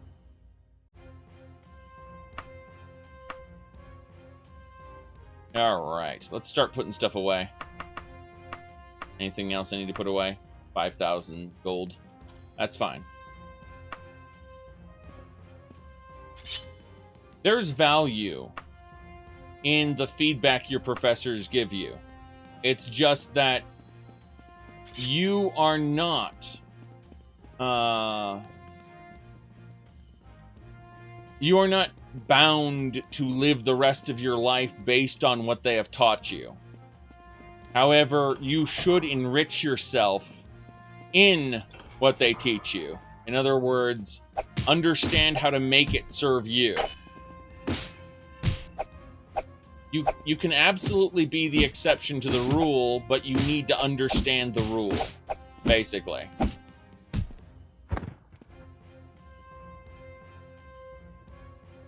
Yep. Mithril sword there. We kind of looped around that. Do I want to see something up here? May have missed something. No, I did not. Did not miss anything.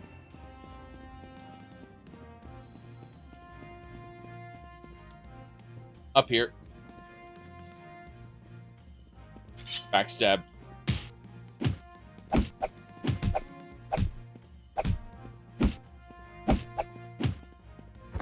Very good. Burglar done.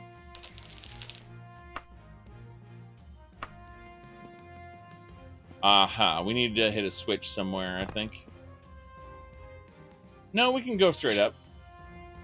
I thought that roof was part of an elevator that was at the top. And I was first trying to figure out how there's an elevator at the top. First. And secondly, where's the switch to control it? And the answer is there was no elevator.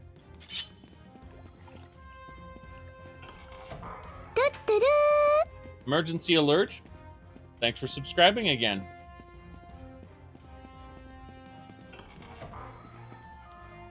Let's figure out where we're going here. I think I've explored most of the dungeon.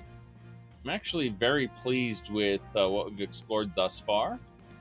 I'm gonna leap down here and pick out a couple more side areas, though. I say to myself as I realize I do not know where I'm going. Very good. Try this way.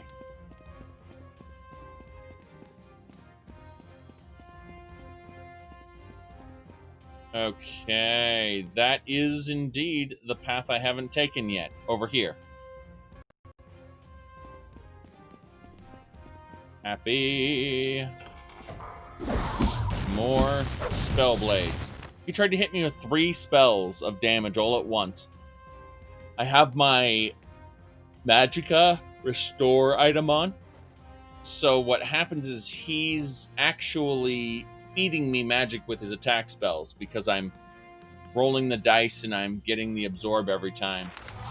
So absorbing his spells, I need at least, I think, 30 magic points spent. And then I have an intellect plus willpower divided by 2 chance to absorb the spell. And that's what's happening there. Instead of taking damage, my magic is going up. That last spell just hit me, unfortunately, but hey.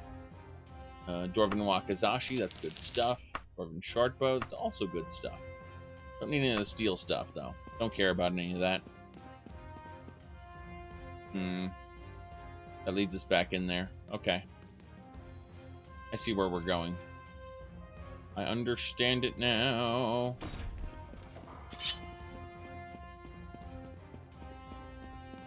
We're going up. Up to the top. Backstab him. The other guy is... yeah, he was about to aggro anyway. I'm gonna hit him with spells as soon as possible. I hit them both with Challenger Straps. Then Toxin Clouds. Very good. do it. Burglar dead. Can't eat the fish, but I'll take the fish. Fish, fish, fish. Daedric Greaves, that's what I'm talking about. Very happy about that.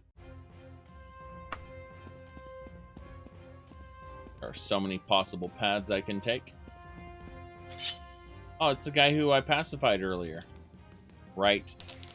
Taking that money, thanks. Hopefully he won't attack me as we go through this, but I suspect he will. There really should be treasure up here, in my opinion, in these, like, top areas.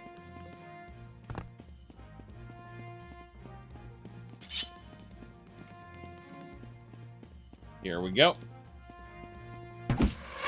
But that's what I mean about detaching your ego from your work, is people look at my self-indulgent crap, which is the, you know, what if Skyrim was good, what if Oblivion was good, so on and so forth.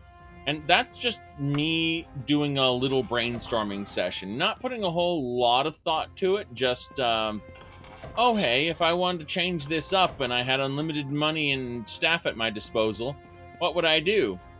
And, you know, those were my answers, more or less. But, you know, you can't afford to be so indulgent when your boss tells you to do something. Like, you know, write this particular thing this way. We need you to write a couple books to explain how this village's infrastructure works and make it, you know, exciting and flavorful from from a local peasant's perspective. And I'd be like, okay, do job, you know? It's a case of, okay, well, we need to see how the how this particular kingdom deals with that other kingdom, what kind of history they've had together. We need to think about this, you know, these details. Do we have any connections to this blacksmith and the founding family of this particular town, and how we can piece that stuff together? Again, those are all things that you might be expected to do, you know, like requests that you would get being a writer for either a game studio or a project. You would expect very deliberate things like, I need you to write an article on the history of this particular faction, because we want to make this faction a big deal in the next expansion pack. So I need to know everything you want to write about it and how we can have interesting game mechanics that surround that. You know, we've got ideas for these particular game mechanics. We need you to flavor those, for example. Point is, being hired as a writer doesn't give you immediate license to change the scope, scale, and other things of the project. Like, people confuse the self-indulgent, what if Skyrim was good, with, you know, what would actually happen if one were employed at Bethesda, which is unfortunately not a whole lot, because it's a gigantic collaborative effort.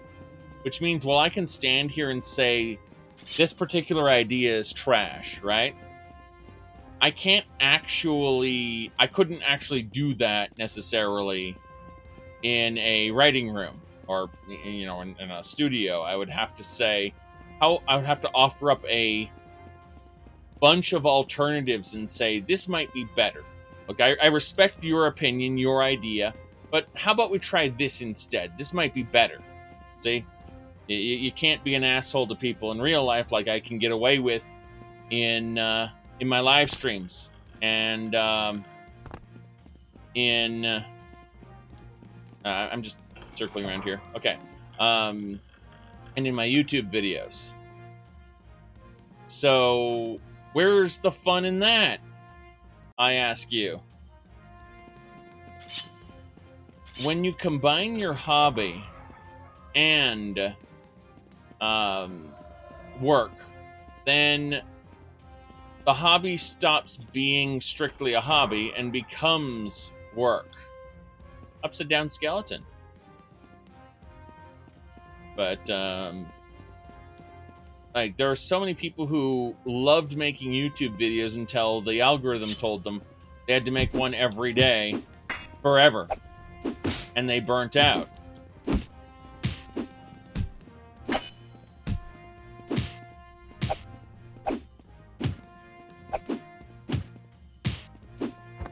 You said, I believe. You just have to say, I believe before everything you say.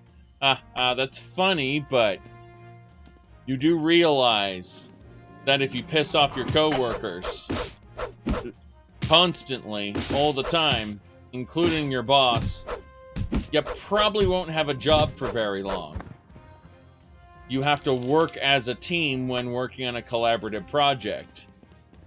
The exceptions are these ridiculous projects where they might have like 10 writers and then a project lead. And the project lead is the main coder / graphic designer / everything but writing.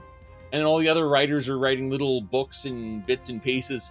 And the main author, sorry, not the main author, the main coder / developer, he can get away with saying whatever the hell he wants. Because he's in charge. What are the other people going to do? Quit their jobs? So, what I'm trying to say is, the kind of security to be an ass that you're talking about, Shadowren, comes from having power over the other people. And, yeah, that wouldn't happen. And besides, creating a toxic work environment isn't conducive to good or interesting things, says Ubisoft. And, oh boy, Ubisoft.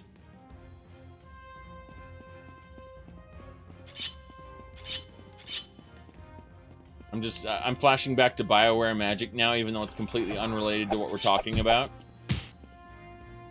4 gold pieces. Oh, I pacified that burglar. Nice. I need to use free action potion. There it is. He said every game company is a meat grinder these days. Not in independent game companies.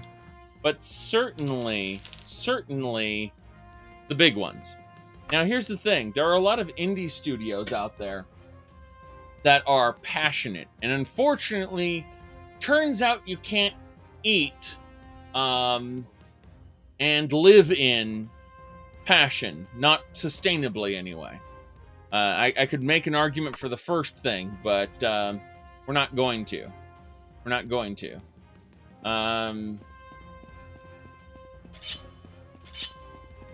Passion is for your work, for games, is great, but yes, correct. Indie studios very much. This is like a 4-module dungeon. I'm starting to flip out here. I'm loving it, but it's also kind of scary. I think we're gonna end up leaving soon. We've got a lot of treasure here, and we need to take that treasure and sell it, but yeah, crazy stuff.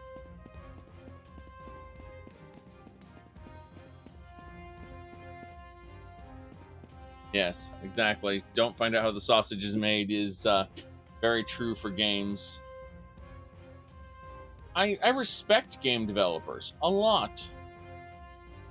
But you wouldn't know it from how I talk online because, you know, it is, and we're gonna just, this is something that blows people's minds, but when I do a YouTube video, I'm making a greatly exaggerated version of myself, a character. I have, you know, I would never say those things the way I did because I'd look at something like what if Skyrim was good, and I'd say, no, we can't actually make the game 3 times that size because of A, B, C, and D. And I wouldn't call it what if Skyrim was good because then I'd piss off everyone who said, what do you mean it is good? But online, pissing off people by naming it that is great. It gets you views. It gets you hate clicks. That thumbs down button is engagement. Got to get more engagement.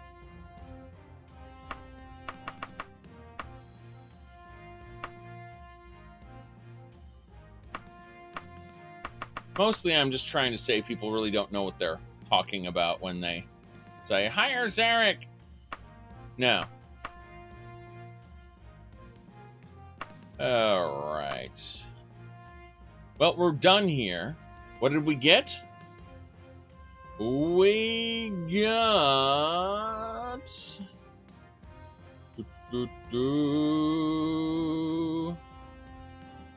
we got, yeah, Daedric, Mithril. A lot of Mithril, actually. I'm looking at everything. This is awesome. Really. Mm-hmm. Can't spell, thumbs down. Oh, my goodness. Let's see. For those who downvoted the video, thanks for the views. Yeah, so thanks for the engagement, which pushes the video up in relevancy. Not that I really care if the video is more relevant or not, because I'm already working on my next thing by the time the video's doing its thing. Usually I'm playing video games, busy working, or various other things.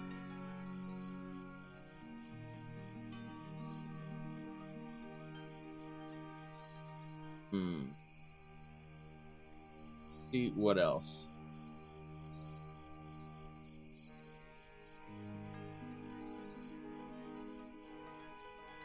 Alright, well, we need to head on back to Singcart. Oxtail first. That's a half hour away. We'll get there. Oxtail, yes.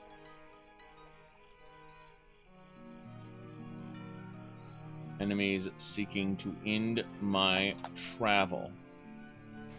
Uh-oh. Salutations, may Debella bless your journey, a priest says. While these giants are trying to kill me. Will Debella help me fight these giants by chance? No. No, not at all. Bear is dead. Very good. Hit that. Lantern has no fuel left. That's a lie.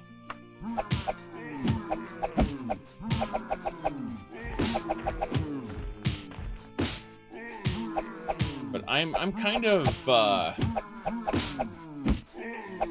afraid for some of these people whose entire livelihoods, like their housing, their food, their entire life is dependent on them producing a new video that people want to watch every day.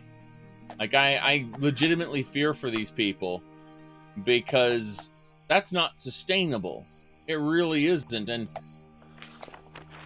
if it is, then you can't really factor, like, how much money are you going to make next year, the year after that. You can't plan for things in the long term at all. Being a YouTuber, you might end up doing stupid things like buying a really high-class apartment in Los Angeles, then buying a brand new car, then the adpocalypse happens, and then your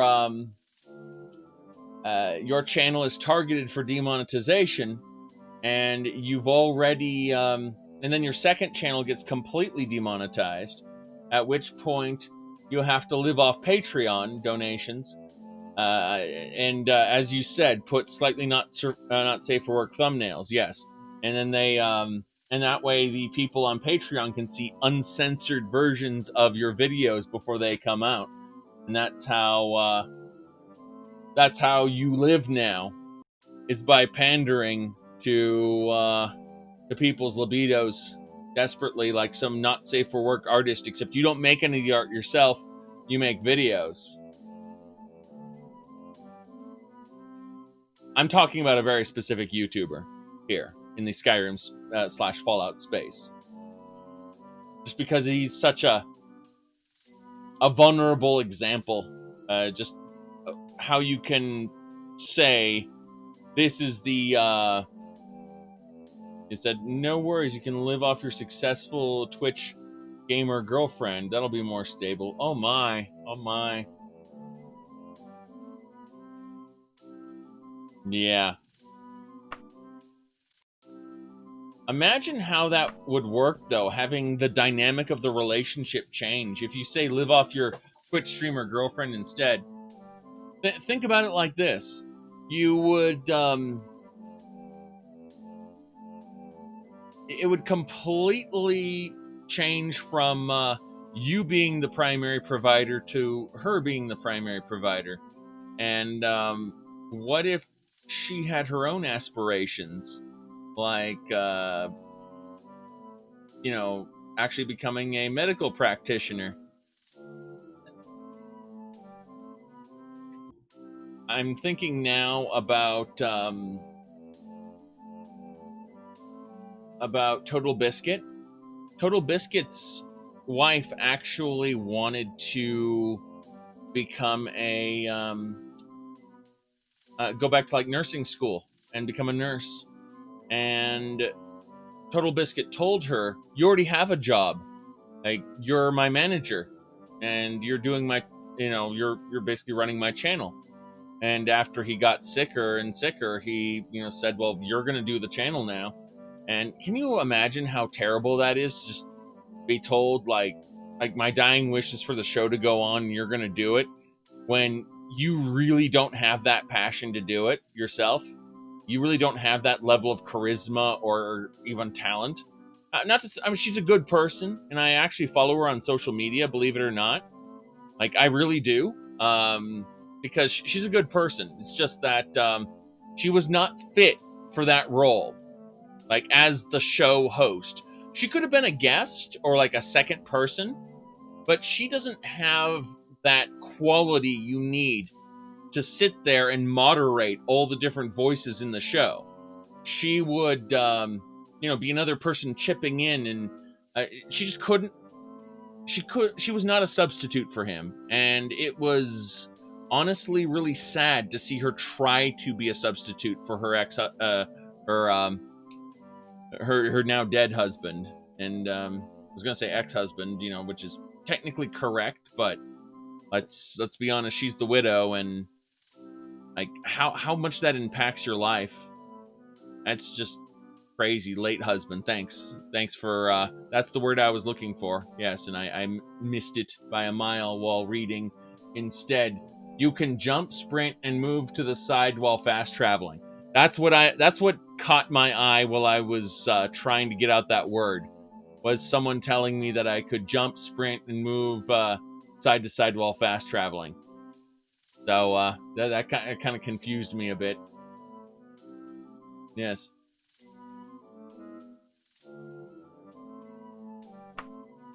All right. But what I'm trying to say about all this is that I'm semi-worried for some of these people who they get in over their heads.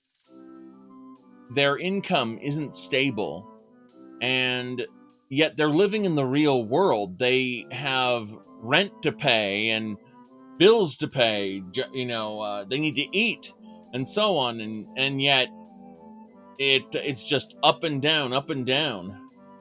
So it's kind of scary. I don't think that I would ever make what I do 100%, you know, quote unquote content creator. I enjoy taking all the time I have and putting it into it, but you know, you're going to see me toward the end of the week, maybe even early next week, disappear for a few days, and that's because I don't want this to be my source of income. You know, I like the money, like the extra money, because I consider this a self-sustaining hobby. Where it's like, I want to buy a new game, I'm going to buy it with the money I got from the Twitch donations or the YouTube donations. You know, I have a pool of money under my my company, and then I buy games using that. It's cool. I like it. It's great having your hobby be self-sustaining, but once you need it, you can't just say, I'm going to take off for a month or 3 weeks or 2 weeks, whatever. You know, I'm just going to take off for a while, go to Vegas or go do this or go do that. Maybe I'm going to go focus on writing for a week or for 3 days. Imagine you don't have that freedom anymore. You have to instead hyper focus on, I need to get that next video out quickly before my views drop any further. My projected income is below what I need it to be. And this Adpocalypse 3.0 isn't helping. I'm not getting trending anymore. They're not putting me on trending. It's all Jimmy Kimmel and Stephen Colbert getting put on trending. Stuff like that. Like, I am terrified for some of these people who are in that situation right now, because I know a few of them. All right. Let's see.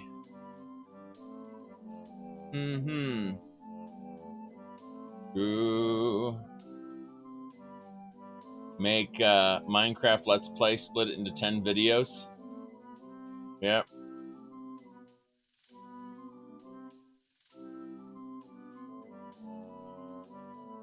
Okay. Let's go ahead and drink the wine. Have some food. Grab a room for the night. Have a chat with this nice lady. Any news? Vampires are not mindless monsters. They meet in secret. Plot to control all of mankind. They tell me that again. Yes.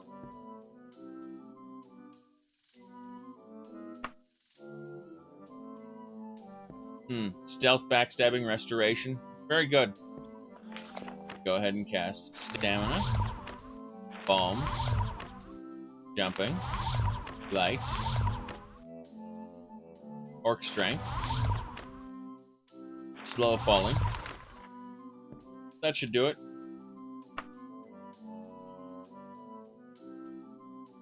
A fur fox. Huh. That's most... Actually, the arrow keys aren't working for me either. After I click in the chat box. Nope, Zhakaron, they're not working. In Brave browser. Nope, not seeing chat history on that.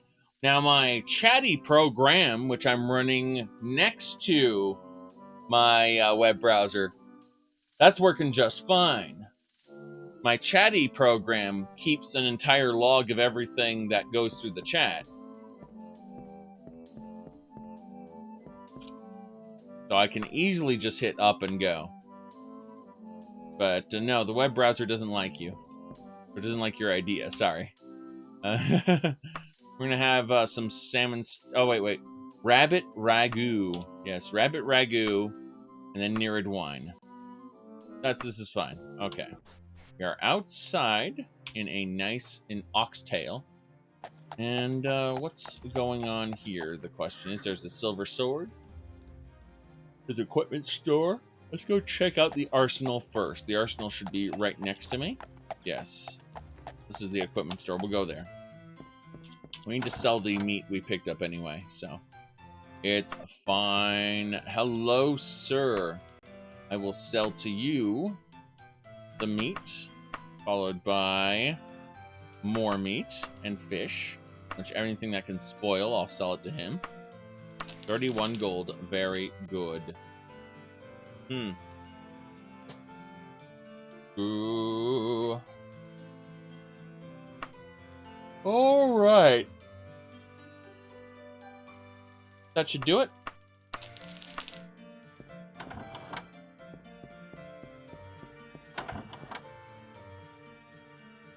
Yes. Bandage. Salted fish. What's this one? More bandage. Yes. Very good. Alright, well, that should just about do it, I believe. I'm going to go ahead and save the game as is. Valspire theme fits too well in Skyrim's Dark Brotherhood. What? I don't know what you mean. I mean, I love the Battlespire theme. It's a little overdone, but I can like bad things. I'm joking, of course.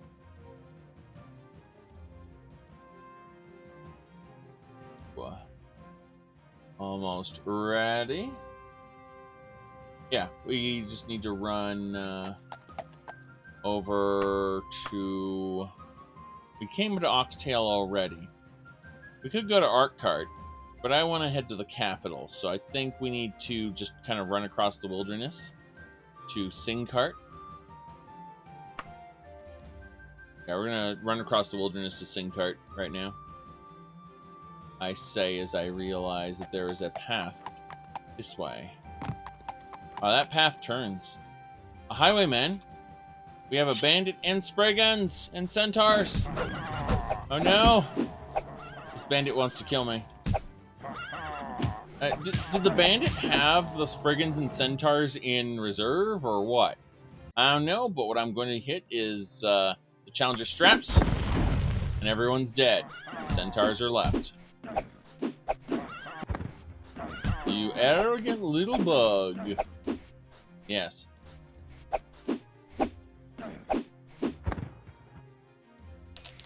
I do wish that Skyrim's Labyrinthian, someone would go and make a Labyrinthian that's closer to the one in Arena, with a little more verticality. Because I noticed the one in Skyrim has verticality that the original didn't. But I'm talking about is like the scope and scale, making a quote-unquote Labyrinthian that is, you know, not a straight path, but rather an interesting dungeon to explore. Because Labyrinthian really wasn't that. It was a straight path. Yes. Labyrinth is straight line. Figured it out, truly. A for apple.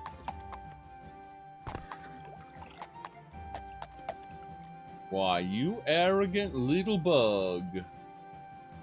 You think you can suck the power from me and cast me into oblivion? That's Mehrunes Dagon. Daedric Prince of mistakes have been made.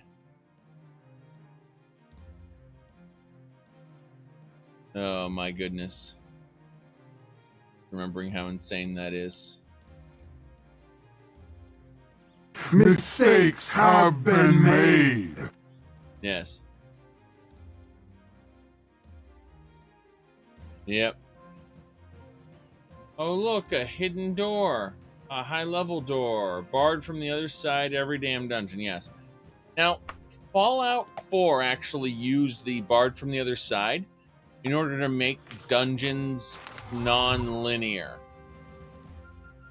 So that you could just go, you could go anywhere you want, but then there'd be multiple entrances, sorry, multiple exits, and you have to unbar the exits. I actually liked the mechanics. God, when did I kill those giants and bears, oh my? Quite some time ago, but they're still alive on this road.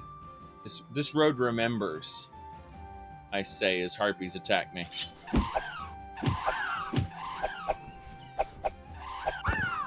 Rah!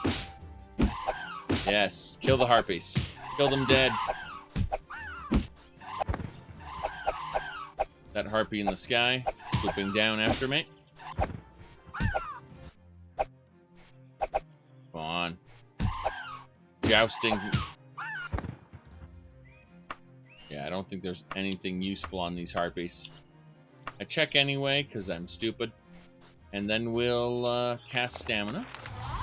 We'll see about maybe eating some fish. Fish are good.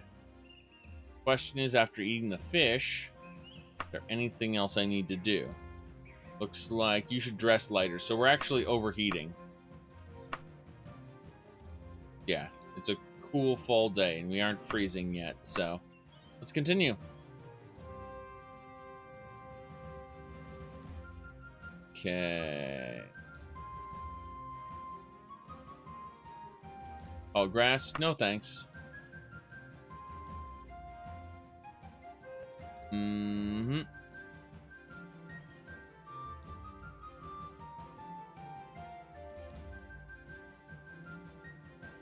As authentic as the treasure map may be, someone had to have found the treasure by now. Yes, yes, they have. I don't care about it. I really don't. No. Anything else?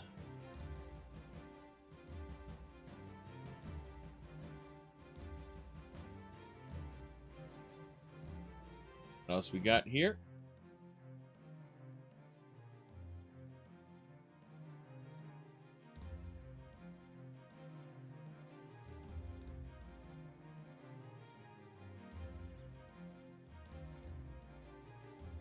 Okay.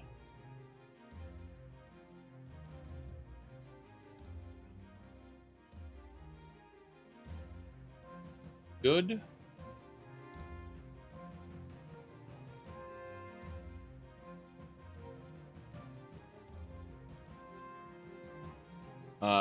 Someone mentioned that the ESO, when you buy it on Steam, apparently it now comes with the Marwyn chapter. It was supposed to do that for a while, but they hadn't added it to the actual listing until recently. Eat some fish and apples. Giants are coming. Run, run, run. Okay, we got this. Yep. Night God Race. Lovely. Elite Dangerous now comes with Horizons free. Well, I mean, okay, Horizons is vital. That's the funny part. So, here's the thing, Shadowrun. Horizons has these engineers which live on planets. In order to get to planets, you need the Horizons expansion. So, in other words, you can't get to the engineers who will make your ship better than the normal cap. It's they literally paywalled a massive improvement system to ships, where you could upgrade the ships past their normal limits by using experimental technology at the engineers.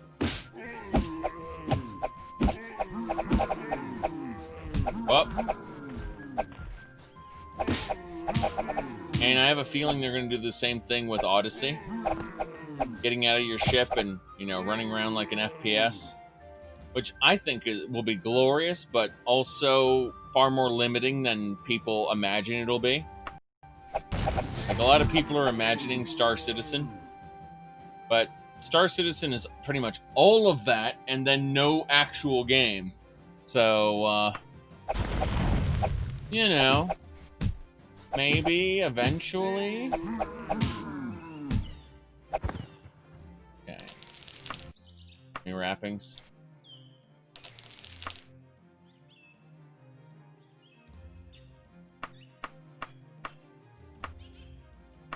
But I'm almost certain that that's what Elite Dangerous is going to do, is they're going to paywall some form of extra progression behind the the quote-unquote expansion pack. And I don't mind it personally. I just have a feeling that's what's going to happen. All right.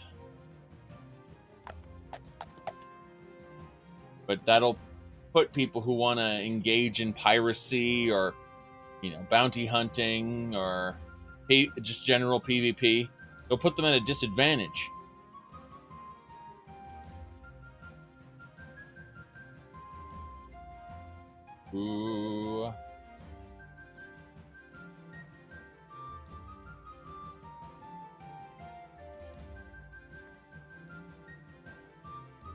Right, we've arrived in Gumston Manor. Let's go ahead and do this.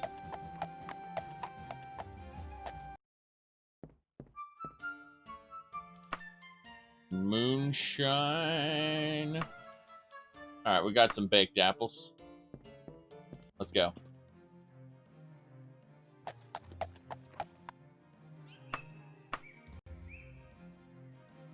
Right.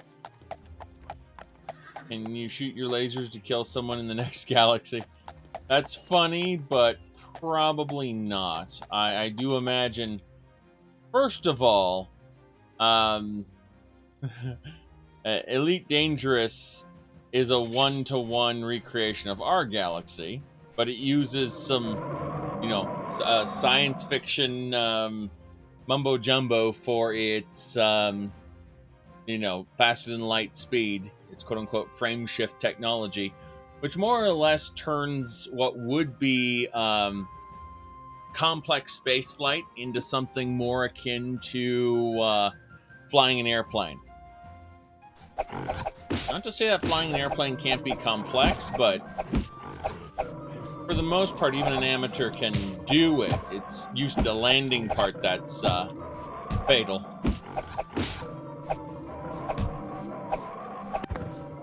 Grizzly bear there.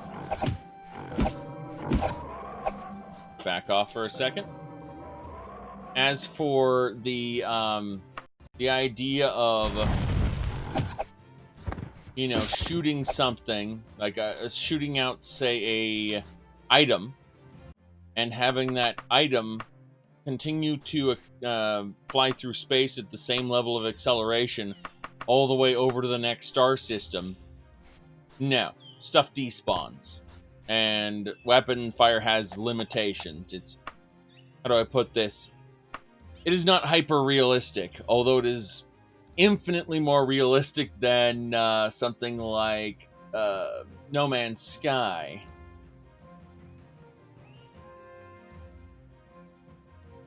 So at the end of the day, it's still a video game that runs on video game conceits. But, you know, just how arcadey do you want it to be is really the question. You need to see people quite far to catch them as a pirate. You can do an entire system scan in your current system. And then you can use an interdictor. Obviously, pirates thrive in faster ships. Usually one faster ship is an interceptor that can get the other person out of faster-than-light travel in order to then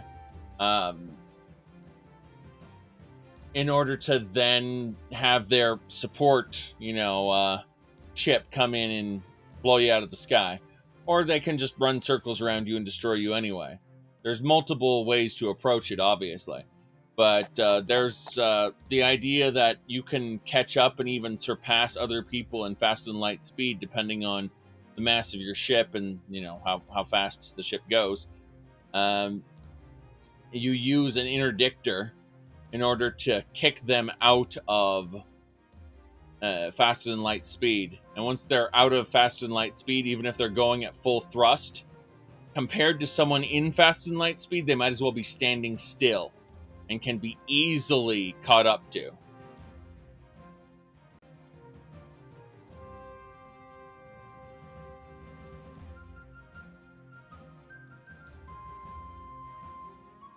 Alright.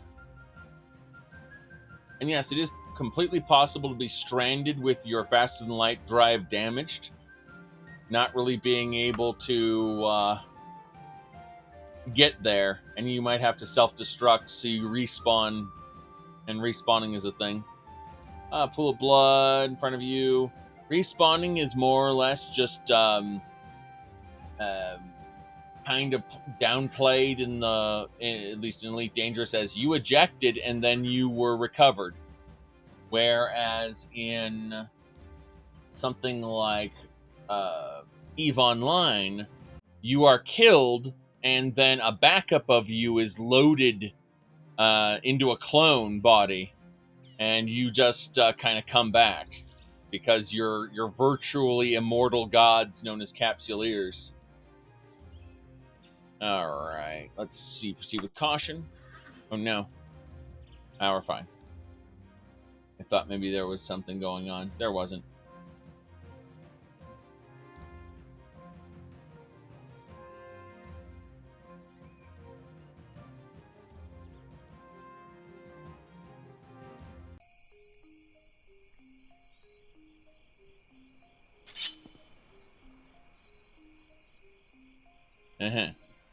Lantern, centaurs, go, go, go.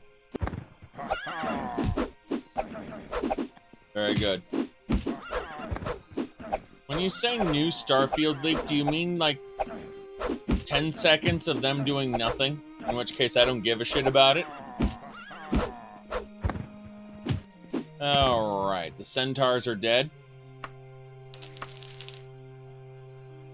Three screenshots. Wow. Well, ain't that exciting. I'm sorry, I'm just, I'm increasingly cynical when it comes to the hype cycle of video games. Like, I have a lot of games I can play and I can enjoy. So my life isn't diminished from the lack of Starfield, but I will play Starfield when it comes out. If they ask me, would you like to play the beta of Starfield? And I ask, does that come with a non-disclosure agreement? And they say yes, I'll say no thank you.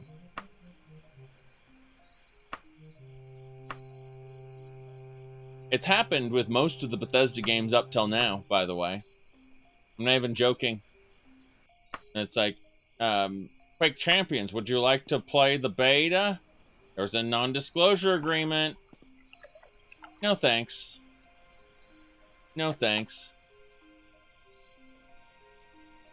Jeff really does that with any game betas. Microsoft is an interesting beast, and Microsoft isn't necessarily the same as, say, Rare. Remember when we played Sea of Thieves? Sea of Thieves had a non-disclosure agreement on its beta. So I want to establish that whether Microsoft has a tendency to do it or not, Microsoft isn't usually the one calling the shots in that situation. It's whatever individual studio wants to do whatever it wants to do. Microsoft told it what project to work on. Microsoft gave it some money, and then the studio does whatever the hell it wants to do. You might be thinking of Ubisoft or EA, where it's not uncommon for interference to happen. And I'm not saying that Microsoft hasn't done interference in the past. Rare itself has suffered from that. But Microsoft has become more hands-off in the past, which I think makes it a good pairing for something like Bethesda, who has had a hands-off experience with ZeniMax.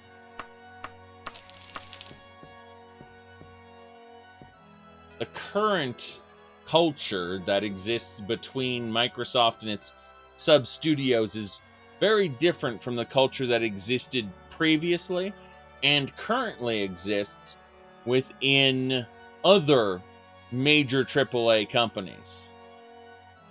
You do hope Todd gets more adult supervision. Well, there's one good thing.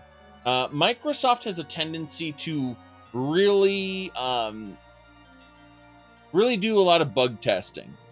I'm laughing because that one Windows update that didn't have it and caused major issues. But Microsoft tends to not certify things for actual release until it's been thoroughly bug tested. So it's distinctly possible Microsoft might not be so hands-off. They might interfere and go, hey, you got to finish your game. It's possible. Then again, it might not happen. So that's why I'm just kind of shrugging and going, you know what? There's really nothing for me to be... there's nothing in it for me to constantly scrutinize. Microsoft and ZeniMax and the acquisition. I did my little video to talk about it, and now I'm done because, like, what is there to talk about? Oh, well, maybe we'll get the New Vegas 2! Or I discussed that. But, like, until something has been officially announced, and even then, until we get actual gameplay videos, you know, something is close to release, I'm just gonna mostly shrug and say, I got other games to play right now. Like Daggerfall.